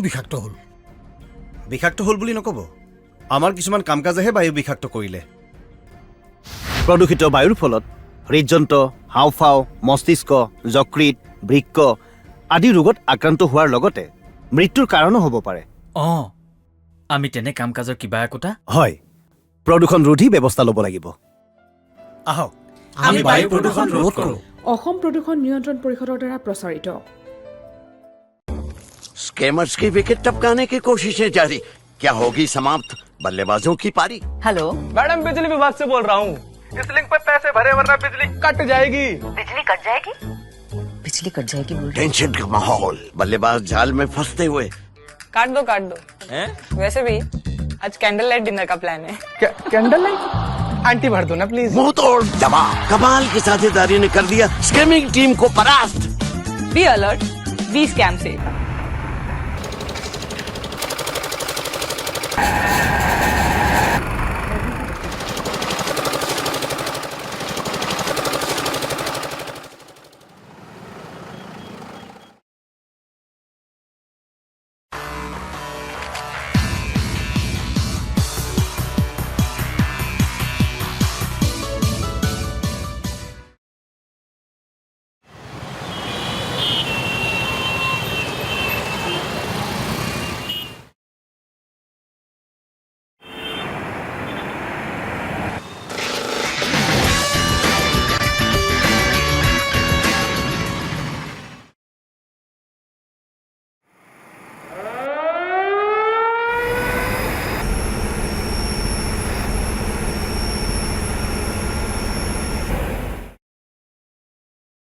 অসম প্ৰদূষণ নিয়ন্ত্ৰণ পৰিষদৰ দ্বাৰা প্ৰযোজিত আৰু প্ৰচাৰিত। শৰীৰৰ যিকোনো অসুবিধাৰ সন্মুখীন হৈছে নেকি আপুনি? শাৰীৰিক সমস্যাৰ প্ৰতিকাৰ কেৱল আমি দিম। অভিজ্ঞ চিকিৎসকে দিব সুপৰামৰ্শ। প্ৰতি সপ্তাহত থাকিব বিভিন্ন ৰোগৰ বিশেষজ্ঞ চিকিৎসক। চাবলৈ নাপাহৰিব এনি ভাৰত 24ৰ বিশেষ অনুষ্ঠান স্বাস্থ্য বিশেষ।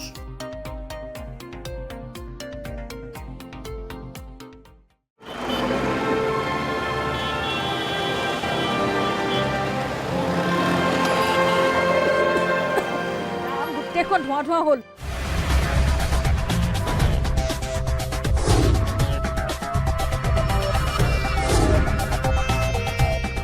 প্ৰদূষণ, গাড়ী মটৰৰ বাবে প্ৰদূষণ। এই প্ৰদূষণবোৰ বন্ধ কৰিব নোৱাৰিনে?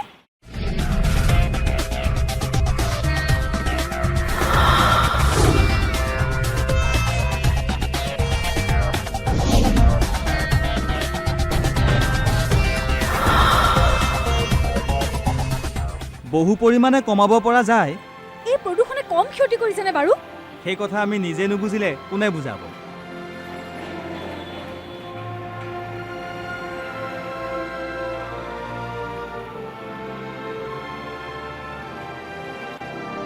অসম প্ৰদূষণ নিয়ন্ত্ৰণ পৰিষদৰ দ্বাৰা প্ৰযোজিত আৰু প্ৰচাৰিত।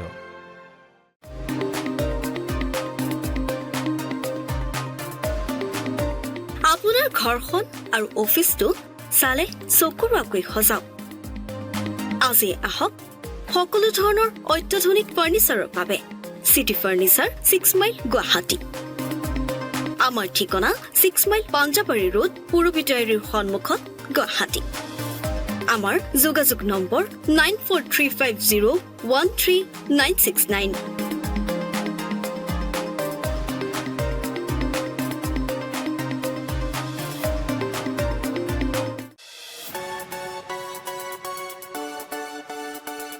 ৰঙাপাৰাবাসীৰ বাবে সুখবৰ। আপুনি যদি দুচকীয়া বাহন ক্ৰয় কৰিব বিচাৰিছে তেন্তে এতিয়াৰ পৰা আৰু চিন্তাৰ কোনো প্ৰয়োজন নাই।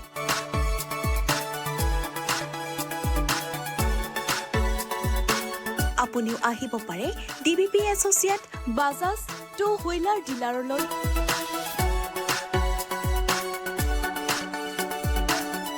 আমাৰ ঠিকনা হৈছে ৱাৰ্ড নং 8 ঠাকুৰবাৰী ৰোড, ডাকঘৰ, ৰঙাপাৰা, জিলা শোণিতপুৰ, অসম।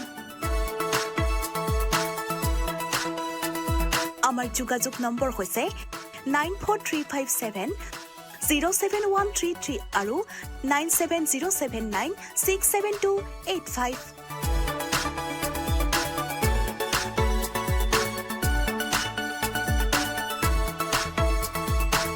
बिजनेस रजिस्टर हो गया? यस, सिर्फ करंट अकाउंट बाकी है। करंट अकाउंट के लिए तो SBI बेस्ट है। US मशीन मिलेगा और QR कोड भी।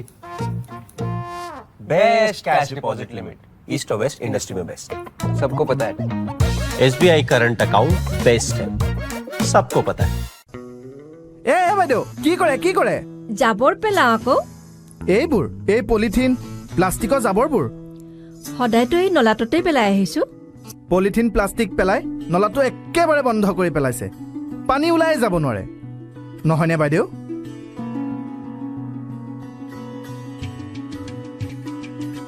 ৰ'ব বাইদেউ ৰ'ব 1 মিনিট ৰ'ব আপুনি জানেনে পলিথিন প্লাষ্টিক পানীত নগলে মাটিটো মিলি নাযায় আপোনালোকে সেইবোৰ নলাত পেলায় আৰু গোট খাই খাই নলাটো বন্ধ হৈ যায় হ'ব হ'ব আৰু নেপেলাও দিয়ক জ্বলায়ে দিম আৰু বেছি বেয়া হ'ব জ্বলালে বায়ু বিষাক্ত হ'ব তেনেহ'লে কি কৰিম জাবৰ নিবলৈ অহা নাইবা ফেৰীৱালাক দি দিব তেওঁলোকে কাৰখানাত বেচিব আৰু কাৰখানাত নতুন বস্তু বনাব বুজিলেনে বুজিলো প্লাষ্টিক পলিথিন য'তে ত'তে নেপেলাব আৰু নজ্বলাব নিবলৈ অহা মানুহকে দি দিবচোন 2 পইচা পাবও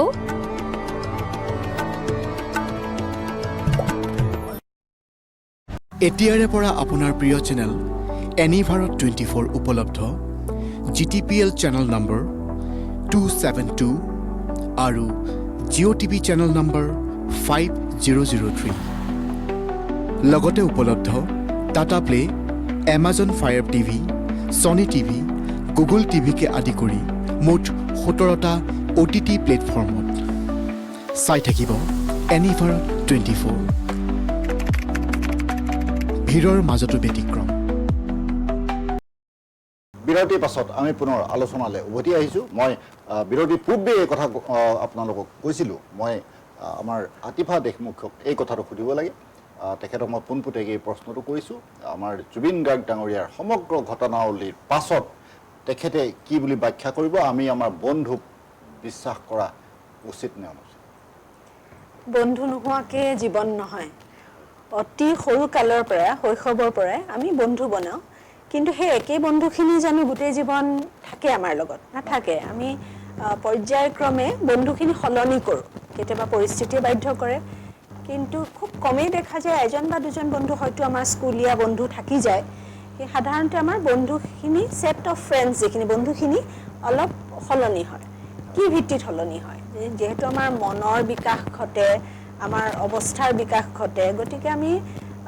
নিজৰ নিচিনা মানুহ বিচাৰি লওঁ যাৰ টেষ্টবিলাক আমাৰ লগত মিলে যাৰ হবি যোনে যি কৰি সময় কটাই ভাল পায় আমাৰ লগত মিলে তেনেকুৱা মানুহ আমি বাছনি কৰি বন্ধু বনাওঁ বন্ধু নহ'লে জীৱনটোত কোনো ৰং নাই আৰু আমি ফেমিলি মেম্বাৰ্ছ যিখিনি পৰিয়ালৰ মানুহ সেইখিনিতো ভগৱান প্ৰদত্ত ভগৱানে আমাক দিয়ে কিন্তু বন্ধুখিনি আমি বাছনি কৰি ল'ব পাৰোঁ গতিকে বন্ধু খুব এটা গুৰুত্বপূৰ্ণ অংগ আমাৰ জীৱনৰ কিন্তু সেই বন্ধুৱে আমাক ভাল পথত নিব পাৰে বিপথগামী কৰিব পাৰে বহুত এক্সাম্পল আছে এনেকুৱা বহুতেই উদাহৰণ আছে জুবিন গাৰ্গৰ ক্ষেত্ৰত যিটো আপুনি মোক সুধিছে সেইটো মই এইটোৱে ক'বলৈ আছে যে পৰিসীমাটো নিজৰ জীৱনৰ বেলেগ বেলেগ ক্ষেত্ৰত তাৰ যিটো পৰিসীমা সেইটোৰ মানি চলিব লাগিব এটা অতিক্ৰম কৰিব যাব নালাগিব বন্ধুত্বৰ জেগাত কামৰ জেগাত কাম আৰু বন্ধুত্ব দুটা মিহলাব গ'লে কিবা এটা অদ্ভুত বস্তু হয় যেনেকৈ আমি দেখা পালোঁ কাৰণ কামৰ লগত জড়িত যেতিয়া আমি হওঁ অন্য মানুহৰ লগত তেতিয়া আমাৰ কিছুমান একাউণ্টেবিলিটি থাকে কিছুমান হিচাপ দিয়া হিচাপ নিকাচৰ কথা থাকে কিছুমান মেইনটেইন কৰাৰ কথা থাকে কিছুমান অফিচ ডেকৰাম অফিচ এথিক্স বুলি কয় অফিচত কৰিবলগীয়া কথা কাৰ্য নিৰ্বাহ কৰোঁতে আমি মন কৰিবলগীয়া কিছুমান কথা কিছুমান তাৰ মূল্যবোধবিলাক বেলেগ হ'ব কিন্তু বন্ধুৰ লগত আমি কি কৰোঁ আমি ফ্ৰী হৈ থাকিব পাৰোঁ আমি ইমান চিন্তা কৰিব নালাগে গতিকে জুবিন গাৰ্গৰ ক্ষেত্ৰত আমি অতি দুখেৰে এইটো কথা দেখিলোঁ যে তেওঁৰ কৰ্মস্থলী আৰু তেওঁৰ পাৰ্চনেল লাইফ ব্যক্তিগত জীৱনৰ মাজৰ যিটো পৰিসীমা সেইটো খুব এটা গাৰ্ড কৰি থকা নাছিল স্বাভাৱিকভাৱে তেওঁ এজন শিল্পী মানুহ তেওঁ এজন মানুহ ভাল পোৱা মানুহ প্ৰেমী তেওঁ চবকে ৰাস্তাৰ ভিক্ষাৰীজনকো যেতিয়া ইমান ভাল পাইছিল পাগল এজন মানুহৰ কথাও কৈছে যে ইয়াক চবে পাগল বুলি কয় কিন্তু পাগল নহয় গতিকে চবকে যেতিয়া বুজিব পাৰিছিল যে যাৰ লগত উঠা বহা কৰে যোনে তেওঁৰ চব কথা খবৰ ৰাখে ক'ত যাব কি কৰিব কি খাব কাৰ লগত কাম আছে কিমান টকা আহিব লাগিব তেওঁলোককো তেওঁ সেই মৰমেৰেই লৈছিল লোৱাৰ কাৰণে আমি দেখা পালোঁ যে ইমান বিশ্বাস কৰাৰ ফলত তাৰ তেওঁ ভুক্তভোগী হ'ব লগা হ'ল গতিকে বন্ধুত্বটো বেয়া নহয় বন্ধুত্ব সাংঘাতিক দৰকাৰী জৰুৰী এটা আমাৰ এটা কাৰণে এটা গিফ্ট, এটা খুব ভাল উপহাৰ ভগৱানৰ ফালৰ পৰা। কিন্তু সেই বন্ধুৰ বাছনিটোত আমি অলপমান সচেতন হ'ব লাগিব আৰু বন্ধুত্বৰ ঠাইত জীৱনত বহুত কথা আছে, যেনেকৈ প্ৰেম আছে, যেনেকৈ বন্ধুত্ব আছে, যেনেকৈ পৰিয়াল আছে, যেনেকৈ চাকৰি জীৱন আছে, চব বস্তুখিনি আমি তাহাঁতৰ নিজৰ ঠাইত থ'ব লাগিব। বেছিকৈ ঘূলাই মিলাই দিব গ'লে, বেছিকৈ মিশ্ৰণ কৰিব গ'লে কেতিয়াবা এনেকুৱা আমাৰ লগত অঘটন ঘটিব পাৰে। গতিকে আমি সতৰ্ক হোৱা উচিত। যিটো ঘটনা আমাৰ মৰমৰ শিল্পীগৰাকীৰ এই মৃত্যুৰ কাহিনী আমাক ৰিঙিয়াই কৈ আছে আৰু ভৱিষ্যত দিনলৈও কৈ থাকিব। এনেধৰণৰ পৰিস্থিতিৰ সৃষ্টি হৈছে। শেহতীয়াকৈ এই বিতৰ্কৰ অন্ত কেতিয়া পৰিব নিশ্চিত নহয়। এনেধৰণৰ কথাও সৃষ্টি হৈছে। জুবিন গাৰ্গ এই শিল্পীগৰাকীৰ শেষৰখন চিনেমা ৰৈ বিনালে এতিয়া চলি থকা অৱস্থাত এই প্ৰশ্নও জুবিন অনুৰাগীয়ে কৰি আছে যে ৰৈ বিনালে শ্বুটিং যেতিয়া হৈ আছিলে সাগৰত, শ্ৰীলংকাত বহুখিনি শ্বুটিং সম্পাদন কৰা হৈছিলে আৰু এই শ্বুটিঙৰ দৃশ্য চাই তেতিয়াই জুবিন গাৰ্গৰ এই মৃত্যু কাহিনীৰ প্লট ৰচনা কৰা হৈছিল নেকি, এনেধৰণৰ প্ৰশ্ন মানে চৰ্চালৈ আহিছে। বিভিন্ন জুবিন অনুৰাগীৰ মনত এই প্ৰশ্নৰ উদ্ৰেক ঘটিছে। এনে এক বিতৰ্কময় আৰু শোকাহত হ'ব লগা পৰিস্থিতিৰ আমাৰ মাজত সৃষ্টি হৈ আছে। মই আমাৰ দেশ মুখ্য ডাঙৰীয়াক ধন্যবাদ জনাইছোঁ। আহিছোঁ পলাশ কলিতাৰ ওচৰলৈ আৰু কলিতা ডাঙৰীয়াক মই এই কথা সুধিব বিচাৰিছোঁ যে আমি মানসিক হতাশগ্ৰস্ততাও এটা বেমাৰ হ'ব পাৰে নেকি? কাৰণ আমাৰ এনেধৰণৰ পৰিৱেশত, এনেধৰণৰ পৰিস্থিতিত বহুত মানুহে মানসিক আমাৰ স্থিৰতা হেৰুৱাই আৰু বহুত ঘটনা সংঘটিত হৈছে। শেহতীয়া আমাৰ মৰমৰ শিল্পীগৰাকীৰ মৃত্যুৰ পৰৱৰ্তী সময়ত এনেধৰণৰ ঘটনাবোৰ হৈছে। মই আপোনাক এই কথা সুধিব বিচাৰিছোঁ যে আমাৰ যিটো ডিপ্ৰেশ্যন বুলি আমি ইংৰাজীত কওঁ, মানসিক হতাশগ্ৰস্ততা, এই হতাশগ্ৰস্ততা এটা ব্যাধি হৈ পৰাৰ কিমান সম্ভাৱনা? একচুৱেলি মানে ধৰক ডেফিনেটলি আপুনি যেনেকৈ কৈছে যে এইটো এটা ব্যাধি হ'ব পাৰে নেকি, আৰু এইটো এটা ব্যাধি হ'ব পাৰে। আচলতে ৱৰ্ল্ড হেল্থ অৰ্গেনাইজেশ্যন, বিশ্ব স্বাস্থ্য সংস্থাই এটা কথা কৈছে যে মানুহৰ যিবোৰ বৰ্তমান সময়ত বেমাৰ আজাৰ হৈ আছে, মানে ধৰক ৱৰ্ল্ড হেল্থ অৰ্গেনাইজেশ্যনে কোৱা মতে বাই 2030 চনলৈকে মানুহৰ যিকোনো বেমাৰৰ প্ৰথম আৰু প্ৰধান কাৰণ হ'বলৈ গৈ আছে ডিপ্ৰেশ্যন বুলি কৈছে। গুৰুত্বপূৰ্ণ কথা। হয়, গতিকে আচলতে আৰু সেইকাৰণে কোৱা হয় যে আজিকালি একচুৱেলি যিমানবোৰ বেমাৰ আজাৰ হয় মানুহৰ তাক মানে চাইক'চমেটিক বুলি কয়। চাইক' মানে মাইণ্ড ৰিলেটেড আৰু চমাটা মানে চমেটিক মানে হ'ল বডি।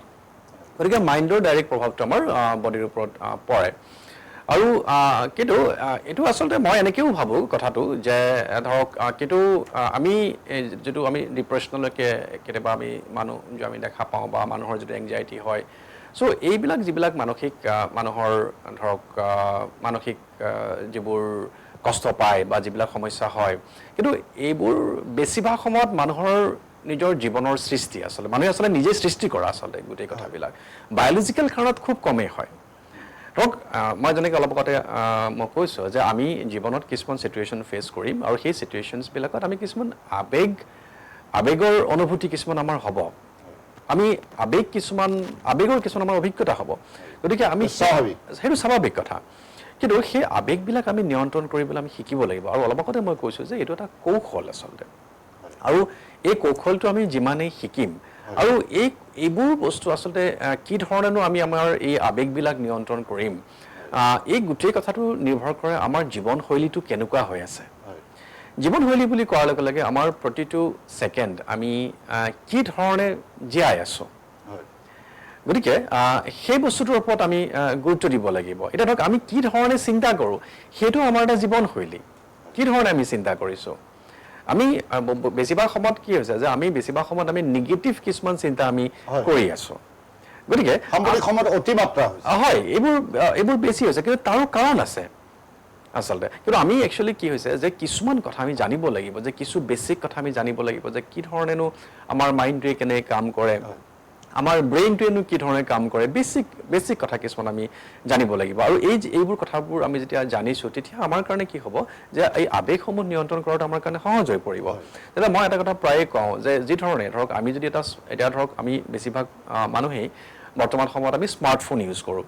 যদি আমি স্মাৰ্টফোন এটা আমি যদি হেণ্ডেল কৰিবলগীয়া হয় তেনেহ'লে আমি জানিব লাগিব যে স্মাৰ্টফোনটোৱে কেনেকৈ কাম কৰে সেইটো আমি জানিব লাগিব যদি আমি স্মাৰ্টফোনটোৱে কেনেকৈ কাম কৰে যদি আমি সেই বস্তুটো জনা নাই তেতিয়াহ'লে আমি স্মাৰ্টফোনটোক আমি হেণ্ডেল কৰিব নোৱাৰিম ঠিক একেধৰণে যদি আমি আমাৰ মাইণ্ডটোক যদি হেণ্ডেল কৰিব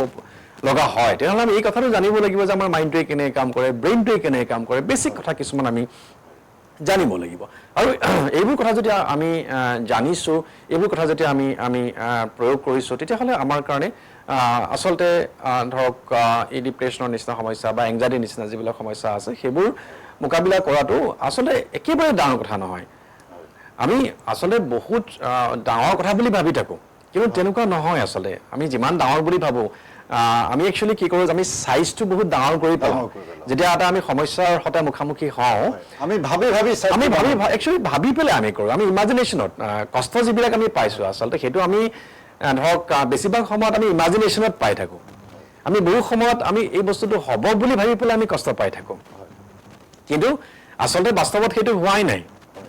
কিন্তু আমি হ'ব বুলি ভাবি পেলাই আচলতে ইমাজিনেশ্যনতে আমি কষ্ট পাই আছোঁ আৰু আমি খুব বেছি চাইজটো বহুত বেছি ডাঙৰ কৰি পেলাওঁ যে সমস্যাটো বহুত বেছি ডাঙৰ সমস্যা এটা আমাৰ জীৱনত আহি পৰিছে অলৰেডি আমি কথা পাতিছোঁ এই বিষয়ে যে সমস্যা এটা আহিবই কিন্তু আমি সেই সমস্যাটোক যদি আমি ডাঙৰ বুলি ভবাৰ পৰিৱৰ্তে আমি সৰু কৰি পেলাব লাগিব এতিয়া ধৰক আমি যদি এটা ডাঙৰ শিল এটা যদি আমি ঠেলিবলৈ চেষ্টা কৰি থাকোঁ সেই কেতিয়াও আমি অকলে সেই ডাঙৰ শিলটোক আমি ঠেলি পেলাই আমি মানে বেলেগ লৰচৰ কৰিব নোৱাৰোঁ আন এঠাইলৈ আমি নিব নোৱাৰোঁ সেইটো সম্ভৱ নহয় কিন্তু যদি আমি সেই ডাঙৰ শিলটোক যদি আমি সৰু শিল এটালৈকে যদি আমি ইমাজিনেশ্যন কৰিছোঁ সেই সৰু শিল এটালৈকে যদি ইমাজিনেশ্যনটো আমি পৰিৱৰ্তন কৰি দিব পাৰিছোঁ কিন্তু সেই শিলটোৰ আমি ঠেলি দিব পাৰিম গতিকে সেই ডাঙৰ সমস্যাবিলাকক আমি সৰু সমস্যা বুলি আমি ভাবিবলৈ এই বস্তুটো আমি শিকিব লাগিব আৰু এই গোটেই কথাবিলাক আচলতে আমি আমাৰ লাইফষ্টাইল কৰি পেলাব লাগিব কাৰণ চাইজ মেটাৰ্ছ আমি কেনেকুৱা মানে ধৰক এখন চিনেমা এখন আমি ডাঙৰ স্ক্ৰীণত চোৱা হলত চোৱা আৰু মোবাইলত চোৱাৰ মাজত পাৰ্থক্য আছে গতিকে চাইজে মেটাৰ কৰে আৰু আচলতে মানে ধৰক আমি আৰু একচুৱেলি হিউমেন মাইণ্ডে হিউমেন চাইকলজি এই ধৰণেই কাম কৰে গতিকে আমি যদি চাইজটো সৰু কৰি দিব পাৰিছোঁ তেতিয়া আমাৰ সমস্যাটো সৰু হৈ আহিব আৰু তেতিয়া আমি সেইটো সহজে মোকাবিলা কৰিব পৰা সেই শক্তিটো আমি ভিতৰৰ পৰা আমি পাই যাম চ' এনেকুৱা ধৰণৰ বহুত কিছুমান কথা আছে আচলতে যিবিলাক কথাৰ যোগেদি আমি ধৰক এনেকুৱা ধৰণৰ ডিপ্ৰেশ্যনেই হওক বা এংজাইটিয়ে হওক বা ষ্ট্ৰেছ হওক এই সমস্যাবিলাকৰ পৰা আমি ধুনীয়াকৈ ওলাই আহিব পাৰোঁ আৰু এইটো একেবাৰে সহজ কথা আমি ইমান ডাঙৰ কথা একোৱেই নহয় আচলতে কেৱল আমি এই কথাবিলাকক এটা জীৱনশৈলীলৈ ৰূপান্তৰ কৰিব লাগে মূল কথাটো হ'ল সেইটো জীৱনশৈলীলৈকে ৰূপান্তৰ কৰাটো আৰু মই সদায় যেতিয়া মোৰ ওচৰলৈকে ধৰক যিকোনো এজন মানুহ আহিছে মই সদায় আচলতে মই যিবোৰ টেকনিক্স মানুহৰ লগত মই শ্বেয়াৰ কৰোঁ সেই টেকনিক্সবিলাক মই সদায় এই কথাটো প্ৰত্যেকটো ছেশ্যনতেই মই বাৰ বাৰ ৰিপিট কৰি পেলাই কওঁ যে আপোনাৰ অভিজ্ঞতাৰ ভিত্তিত কিছু যদি কথা কয় হয় মানে ধৰক এতিয়াতো ধৰক এতিয়া মোৰ ওচৰলৈকে বিভিন্ন ধৰণৰ মানুহ আহে বিভিন্ন মানসিক ধৰক কিছুমান আৱেগিক সমস্যা লৈ পেলাই মোৰ ওচৰলৈকে আহে গতিকে সেই যিখিনি ধৰক মানুহ আহিছে বা আহে ইনফেক্ট এতিয়া ধৰক জুবিন গাৰ্গৰ মৃত্যুৰ পিছতো মই এতিয়ালৈকে ধৰক তেনেকুৱা 2-3জনমান মই পালোঁ যাৰ অলৰেডি মই এই কথাটো মই কৈছোঁ যে যাৰ মানে ধৰক অলৰেডি তেওঁলোকে অকণমান ধৰক মানসিকভাৱে ভুগি আছিলে কিছু কিন্তু আকৌ জুবিন গাৰ্গৰ এই মানে অস্বাভাৱিক মৃত্যুৰ পিছত যিটো আমি অপ্ৰত্যাশিত আমি যিটো আশাই কৰা নাছিলোঁ এনেকুৱা এটা হ'ব বুলি গতিকে এই ধৰণৰ এটা ঘটনা হৈ যোৱাৰ পিছত ইয়াৰো কিছুমান প্ৰভাৱ মই দেখিবলৈ পাইছোঁ কিন্তু যেনেকৈ আমি অলৰেডি কিছু কথা পাতিছোঁ আমি কি ধৰণেনো এই আৱেগবিলাক নিয়ন্ত্ৰণ আমি কৰিব পাৰোঁ যেনেকৈ অলপ আগতে মই ক'লোঁ যে আমাক সেই ৰেছপনচিবিলিটি আমি যদি ল'বলৈ আৰম্ভ কৰিছোঁ বা আমি যদি ধৰক আমি একচেপ্ট কৰিবলৈ আৰম্ভ কৰিছোঁ বা বাইদেউ কোৱাৰ নিচিনাকৈ যদি আমাৰ ছেল্ফ এৱেৰনেছটো আমি যেতিয়া বঢ়াবলৈ আৰম্ভ কৰিছোঁ আৰু এইটো এটা অতি গুৰুত্বপূৰ্ণ কথা যিটো কথা অলৰেডি বাইদেৱে কৈছে যে ছেল্ফ এৱেৰনেছ আচলতে আমাৰ ছেল্ফ এৱেৰনেছৰ লেভেলটো যিমানেই বাঢ়িব সিমানেই আচলতে আমি এই আৱেগবিলাক আমাৰ নিয়ন্ত্ৰণলৈকে আমি আনিব পাৰিম আচলতে কথাটো এনেকুৱা ধৰণৰ হয় যে মই যেতিয়া ছেল্ফ এৱেৰনেছৰ কথা যেতিয়া আলোচনা হয় তেতিয়া মই প্ৰায়ে কওঁ ধৰি লওক আমি যদি এটা এন্ধাৰ বাটত আমি যদি খোজকাঢ়ি আছোঁ তেনেহ'লে ধৰক হয়তো এনেকুৱা হ'ব পাৰে যে ধৰক হয়তো বাৰিষা এটা বাটত আমি খোজকাঢ়ি আছোঁ যদি এন্ধাৰ সেই বাটটোত আমি খোজকাঢ়ি গৈ থাকোঁ তেনেহ'লে হয়তো আমাৰ ভৰিখন ক'ৰবাত হয়তো বোকাত সোমাব পাৰে আমি খালত পৰি যাব পাৰোঁ নহয়নে কিন্তু এৱেৰনেছো আমি যিটো কথা কৈছোঁ এৱেৰনেছ আচলতে সেই টৰ্চ লাইটটোৰ নিচিনা আৰু আমি যেতিয়া সেই টৰ্চ লাইট এটা আমাৰ হাতত থাকিব আৰু সেই টৰ্চ লাইটটো থকাৰ লগে লগে আমি সন্মুখতনো কি আছে সেই বস্তু আমি দেখা পাম আৰু তেতিয়া আমি এভইড কৰিব পাৰিম আৰু যেতিয়া আমাৰ যিটো পোহৰৰ যিটো উৎস সেই পোহৰৰ উৎসটো যিমানেই বাঢ়িব এটা টৰ্চ লাইট থাকিলে আমি যিমান দেখা পাম যিমান দূৰলৈকে আমি দেখা পাম যদি তাৰ তুলনাত যদি এটা 500 ৱাটৰ এটা যদি বাল্ব থাকে আৰু তেতিয়া আমি আৰু বেছি দূৰলৈকে আমি দেখা পাম বেছি স্পষ্টভাৱে দেখা পাম যদি পোহৰৰ উৎসটো যদি পাৱাৰটো যদি বাঢ়ি গৈ থাকে তেতিয়াহ'লে আমি আৰু বেছিকৈ দূৰলৈকে আমি দেখা পাম আৰু তেতিয়া আমি সেইখিনি আমি নিৰাপদে আমি আগুৱাই যাব পাৰিম আৰু আচলতে এৱাৰনেছৰ কথাটো সেই ধৰণৰ আৰু আমাৰ ভিতৰত সেই ভল্টেজটো বাঢ়ি গৈ থাকিব লাগিব আৰু সেই ভল্টেজটো আমি বঢ়াব লাগিব আৰু কিছুমান আমি ধৰক কিছুমান আমাৰ জীৱনশৈলীৰ যোগেদি কিছুমান মানে টেকনিক আমি প্ৰয়োগ কৰি পেলাই আমি সেই এৱাৰনেছৰ লেভেলটো আমি বঢ়াব লাগিব আৰু যিমানে আমি এৱাৰনেছৰ লেভেলটো বঢ়াব পাৰিছোঁ তেতিয়াই আমাৰ জীৱনটো সম্পূৰ্ণৰূপে আমাৰ নিয়ন্ত্ৰণত থাকিব আমি যেনেকৈ বিচাৰোঁ তেনেকৈ আমি আমাৰ জীৱনটো গঢ়ি তোলাটো আমাৰ কাৰণে সম্ভৱপৰ হ'ব কলিতা ডাঙৰীয়াই যথেষ্ট গুৰুত্বপূৰ্ণ কথা আপোনালোকৰ সন্মুখত ব্যক্ত কৰিছে মই তেখেতৰ ওচৰলৈ পৰৱৰ্তী সময়ত পুনৰ আহিম এতিয়া আহিছোঁ আমাৰ আতিভা দেশমুখৰ ওচৰলৈ আৰু এগৰাকী লাইফ কোচ হিচাপে মই তেখেতক এই প্ৰশ্নটোৱে সুধিব বিচাৰোঁ যে ডিপ্ৰেশ্যন আমি কেনেদৰে প্ৰতিহত কৰিম আপোনাৰ দৃষ্টিত আপুনি কি মোৰ অভিজ্ঞতাত কিশোৰীসকল ডিপ্ৰেশ্যনৰ বলি হোৱাটো বহুত বেছি দেখা যায় কাৰণ তেওঁলোক বেছি আৱেগিক হয় আৰু বহুত ক্ষেত্ৰত কোনোবা প্ৰেমিকাই তেওঁলোকৰ লগত বিশ্বাসঘাতকতা কৰিলে বা মাক দেউতাকে হয়তো তেওঁলোকৰ লগত ভাল ব্যৱহাৰ কৰা নাই বা ঘৰুৱা পৰিস্থিতি হয়তো ভাল নাই তেনেকুৱা ক্ষেত্ৰত আৰু তেওঁলোকে খুব পিয়াৰ প্ৰেছাৰতো থাকে এনেকুৱা মানে তেওঁলোকে প্ৰকাশ কৰিব নোৱাৰে কথাবিলাক বাহ্যিকভাৱে খুব এটা সুন্দৰ এটা ৰূপ মানে দেখুৱাই থাকে কিন্তু ভিতৰুৱাকৈ তেওঁলোকে বহুত কষ্টত থকা মোৰ অভিজ্ঞতা আৰু তেনেকুৱা বহুতো ক্লায়েণ্টছ মই দেখিছোঁ যে লাইফ কোচিঙৰ যোগেদি তেওঁলোকে লাভান্বিত হয় এতিয়া কিন্তু আমি সমূহীয়া বিষাদৰ কথা পাতি আছোঁ গতিকে ইয়াতো প্ৰিন্সিপলটো একেই যে আমি প্ৰথমতে প্ৰব্লেমটোৰ পৰা পলায়ন কৰিব নালাগিব আমি চকু মেলি চাব লাগিব অনুভৱ কৰিবলৈ সাহস ৰাখিব লাগিব সাহসেৰে দুখ লাগিছে কান্দিব লাগিব পৰিস্থিতিটো গ্ৰহণ কৰিব লাগিব যে সেই মানুহজন নাই মানুহজন চিৰকালৰ কাৰণে আমাৰ মাজত নাই বা এই পৰিস্থিতিটো এনেকুৱাই বা আমাৰ ভয় লাগিছে আমি কথা ক'বলৈও ভয় খাইছোঁ আজি বা যি আমি এটা ত্ৰাসত আছোঁ এই পৰিস্থিতিটো আৰু তাৰপিছত আজিৰ পৰিস্থিতিত মই ক'ম যে এইটো কোনো এটা ছিংগুলাৰ পৰিস্থিতি নহয় এইটো এনেকুৱা নহয় যে এইটো কোনোদিন কেতিয়াও হোৱা নাই বা ঘটা নাই পৃথিৱীৰ এনেকুৱা অস্বাভাৱিকটো স্বাভাৱিক হৈ গৈছে আজিকালি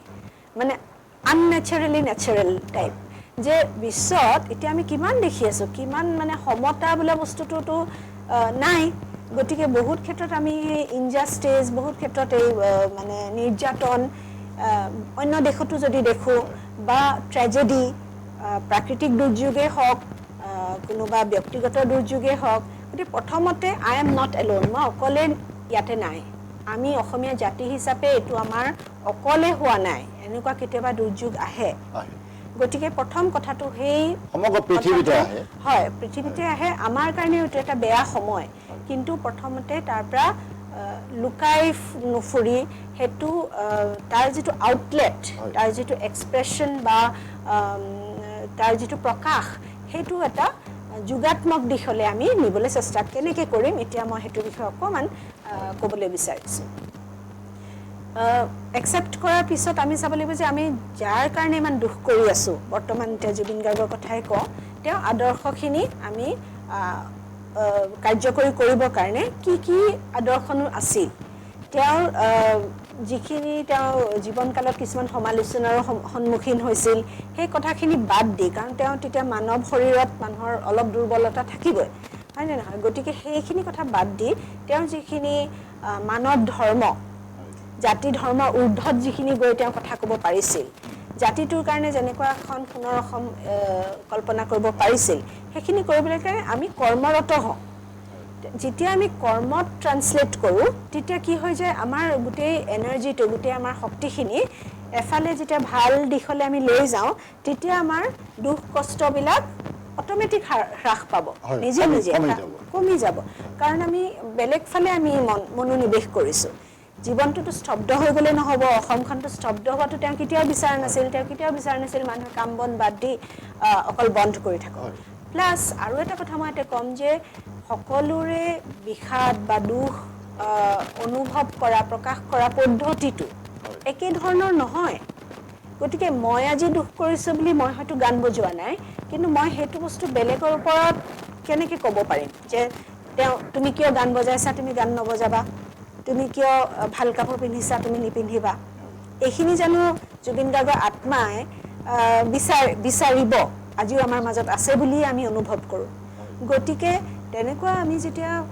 মই এতিয়া এখন ছ'চাইটিত মেম্বাৰটো কয় liberal society, Guwahati based non profit. তাত মানে